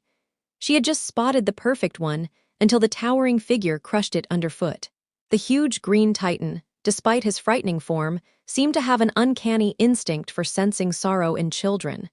He stopped, turning his gaze toward the pale-eyed girl. Most would tremble when faced with such a beast, but Hinata was simply heartbroken over the flower. The giant noticed her sorrowful look and lifted his foot to see the damage. Hinata, realizing the flower was destroyed, covered her face as tears spilled. Understanding his mistake, Naruto's deep voice rumbled with regret. "Hulk, sorry." The sincerity in his tone made Hinata raise her eyes toward him. She shook her head, insisting softly it wasn't his fault, though her tears refused to stop. Seeing this, the Hulk offered to make it right. "Little girl, come, Hulk, no flower." His words were limited, but Hinata understood. With surprising trust, she climbed onto his massive hand, and the green behemoth leapt away. What they didn't know was that her ever-watchful guardian, Ko Hyuga, had seen everything. He had left Hinata to gather flowers at her usual place while he handled errands for the clan, only to witness her being carried off. To him, it looked like an abduction. His first thought was sheer panic. "Lord Hayashi will kill me." He hastily wrote a call for reinforcements, rallying the branch family with an urgent message that Hinata had been taken by the Hulk. Then he sped after them, activating his Byakugan to keep track of the giant even though he couldn't close the distance. Back at the Hyuga compound, the Branch family erupted in alarm, preparing as if for battle. Villagers scrambled aside as elite Hyugas stormed through the streets, knowing that if anything happened to Hinata, the clan's wrath would fall heavily on them. Ko's fears grew worse when he realized the Hulk had taken her into the dreaded Forest of Death. Though a seasoned Jonin, Ko's desperation drove him into reckless strikes. He unleashed Jukin on anything in his path, even harmless animals. A duck froze under his palm strike before being snatched by a crocodile. When reinforcements arrived, they saw frozen wolves scattered about from Ko's frenzy. Pressing onward, they discovered Ko battling an absurd sight, a giant panda practicing martial arts. The Hyuga elites couldn't comprehend how a bear had learned kung fu, yet they quickly joined the fray at Ko's command. In coordinated teams, they managed to subdue the panda, but not without difficulty. The beast even switched mid-fight into a drunken fist style, catching many off guard and cracking more than a few ribs. The Hyugas were left bewildered, some questioning how a panda could possibly get drunk, let alone master such techniques. Still, there was no time to rest. Ko pushed them onward, stressing Hinata was still ahead with the Hulk. The Forest of Death was a nightmare even for elite shinobi, and soon another obstacle blocked their path, a gorilla dressed in shinobi gear. One Hyuga muttered in disbelief, first a kung fu panda, now a ninja gorilla. What's next, turtles with weapons? His comrades smacked him on the head. Don't curse us! But their unease was real. The gorilla stood firm, scarf fluttering, glaring at them with folded arms like a true warrior. Despite being smaller than the Hulk, its strength and cunning were evident. Ko wasted no time and struck first, launching into battle. The gorilla countered fiercely, using fists and feet in perfect rhythm. Ko deflected one blow only to be caught by a sudden kick from below, sent flying backwards. His jaw ached like he'd been hit by a hammer. As his comrades joined in, frustration grew. Their Jukin techniques barely fazed the beast. It countered with unnatural skill, even grabbing Hyugas by the legs and hurling them around. Worse, it began imitating their clan's sacred style, switching strikes like a true Hyuga, even forming the stance for the famed 8 trigrams 64 palms. Outraged, the Hyugas attacked in unison.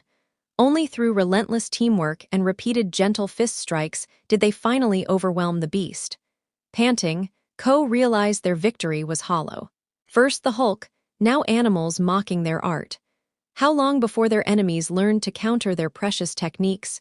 His doubts deepened as they spotted other apes watching from the trees.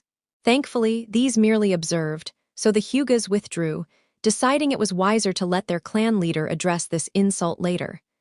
Meanwhile, Hinata and the Hulk had reached the heart of the forest. The giant showed her countless flowers he knew of. The sight left her in awe, so many vibrant, exotic plants she had never seen before. It felt like stepping into a dream. Could this be the fabled Garden of Eden? She whispered. Her mother's stories of such a place had sparked her love for flowers, and now it seemed she stood in that very legend. Every plant was too large to collect, yet the sheer beauty filled her with joy. Unbeknownst to her, this sanctuary lay at the very core of the Forest of Death. Protected by vicious beasts outside and deadly flora within, no one had ever reached it before. Some claimed the first hokage himself had created this living forest with his wood release, giving it life and perhaps even will. The reason many shinobi believed the forest itself had a will was because no one, not even the Sandame or the 3 Sanins, ever dared to reach its heart.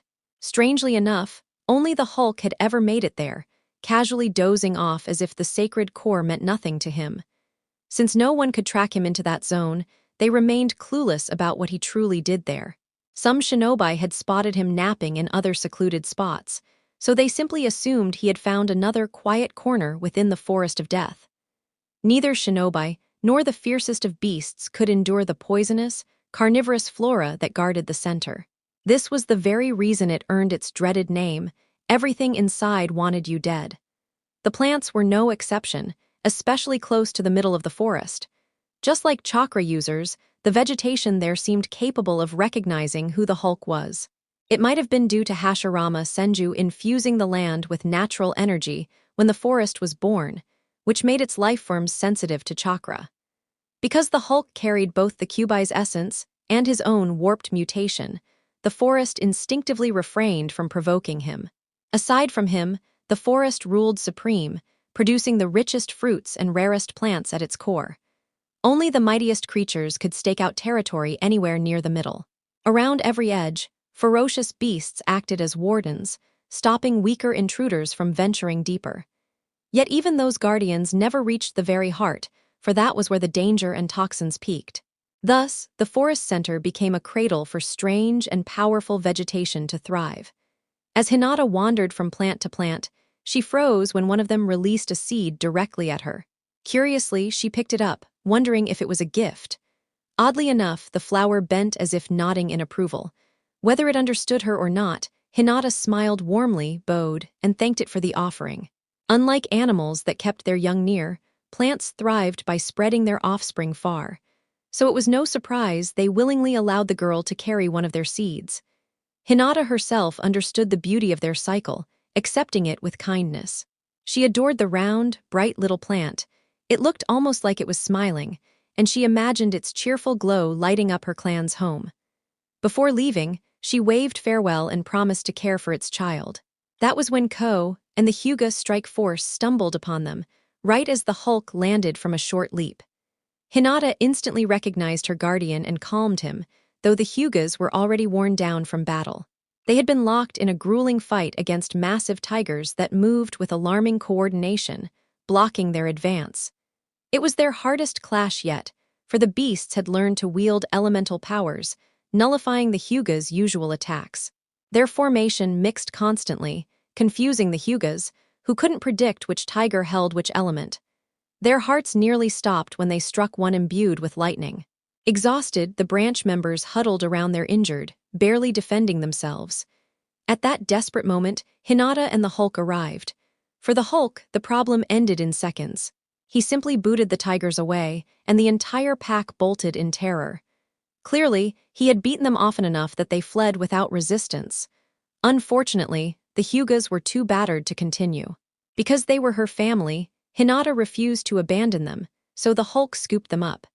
That was why a bizarre sight soon spread across the village, over 30 wounded Hyuga elites dangling from one of the Hulk's arms, while Hinata sat calmly on the other. The villagers who had seen the Hyugas march out in full combat gear now watched them being carried home like defeated soldiers. Naturally, they assumed a great battle had taken place and the clan had lost. Yet no one dared to comment, as the Hulk lumbered toward the Hyuga estate. The guards at the compound didn't even attempt to stop him. Seeing their princess safe and unharmed, while their elites were dumped at the doorstep, they decided silence was wiser. They quickly moved to get the injured treated, leaving it to Hinata and Hayashi to explain. That evening, Hayashi faced a storm of elders demanding answers and had to make sense of his daughter's shy, jumbled account. Hinata spoke of a ruined flower, then of a mystical garden that gifted her a seed. Hayashi doubted the elders would take such rambling seriously, especially since it painted the clan heir as someone wandering around picking flowers. Still, he needed to calm them before sparks of civil conflict ignited. The elders would surely demand the Hulk be restrained, which would provoke both the giant and the hokage. From their perspective, it looked as though the Hulk had humiliated the Hyuga, defeating their entire branch unit and parading them through the village to boast. That was how the elders interpreted the scene, fueling their outrage. To them, this was a deliberate insult. Since the Hulk's arrival, the Hyuga elders had branded him an abomination that sullied their refined techniques. They spat curses, calling him a freak of nature, and tried to remove him politically, efforts thwarted by the hokage and council. Thus, upon hearing the latest incident, they leapt at the chance to demand his imprisonment. As clan head, Hayashi understood the elders' intentions. He advised waiting until Ko and the others regained consciousness, hoping their testimony would clear things up. That way, he could at least stall the elders and build a proper defense. Unfortunately, once Ko and his comrades awoke, their explanation revealed the misunderstanding. Yet this was not the end of the Hyuga's troubles. The seed Hinata had brought home began sprouting in her garden, growing into a strange carnivorous plant. At first, no one paid it any mind, dismissing gardening as a branch family duty. But when it matured, its bright colors and stubbornly closed bud drew attention. Suspicion grew when it refused to bloom, raising whispers throughout the clan. It became far more unsettling once a small crack appeared, shaping itself into what looked like lips. One arrogant member of the main branch scoffed, wondering why everyone made such a fuss about this bizarre flower that had never once blossomed. Out of boredom or arrogance, he forced his fingers into the slit to pry it open. To his horror, the strange bloom snapped shut around his finger like a mouth. Naturally, the fool shrieked and fell back onto the ground, howling, while the noise quickly drew the attention of the entire clan into the garden. He cried out that the flower was a monster trying to devour him. Of course, nobody believed his wild claims. When they turned their eyes to the plant, it looked just as harmless as ever. Hinata went closer to examine it despite his frantic protests, only to prove there was nothing unusual. Since he was the grandson of one of the elders, many assumed the young man was simply cracking under the clan's strict expectations. As the plant grew larger, however, more Hyuga began to feel unnerved by its odd appearance. Its grin never seemed to fade, and many swore it was constantly watching them. Though it was forbidden to use the Byakugan within the compound, some members of the main house disobeyed, determined to see the truth. Without moving their heads, they saw to their horror that the plant's gaze was locked directly onto them the entire time. The way it seemed to follow them gave the impression they were being stalked, especially with that eerie, tooth-filled smile. Eventually, the clan labeled the area as Hinata's garden, as no one else dared go near it. Even Hayashi, though he never voiced it, often felt the flower staring directly at him whenever he passed. He kept silent, unwilling to risk being thought insane. Sadly, since the garden was located along the main corridor, every Hyuga had to endure the disturbing sight. Only Hinata appeared completely at ease with the strange plant. To everyone's shock, she even remarked that it was starting to resemble its parents. Some dismissed it as her imagination, but the bloom actually seemed to brighten after her words. Later, the same Hyuga who had been bitten turned pale once again when he noticed something new, rows of teeth forming inside its lips. Using his Byakugan to focus on the round bud, he witnessed a grin full of sharp fangs. This drove him into another breakdown. Even the branch house pitied him, though they too secretly felt the plant was terrifying. Still, members of the branch house were among the few besides Hinata who cared for it. Perhaps the saying, "Don't bite the hand that feeds you," applied here, as it generally behaved well toward them. Some main house members tried complaining to Hinata, but she simply pulled them closer, showing how gentle it was around her. She even embraced it in front of them, though many swore the flower smirked the moment it wrapped its vines around her. Another uproar occurred when a panicked Hyuga shouted that the plant had swallowed a stray cat. To disprove him, Hinata opened its petals in front of everyone, revealing nothing inside. Still, most remained suspicious, convinced it was hiding its true nature. The accuser, however, swore on his life he had seen it. Enraged, he grabbed a katana, determined to cut it apart. Before he could strike, the shyest girl of the clan shocked them all. Protective instincts flared within Hinata at the sight of someone threatening her plant.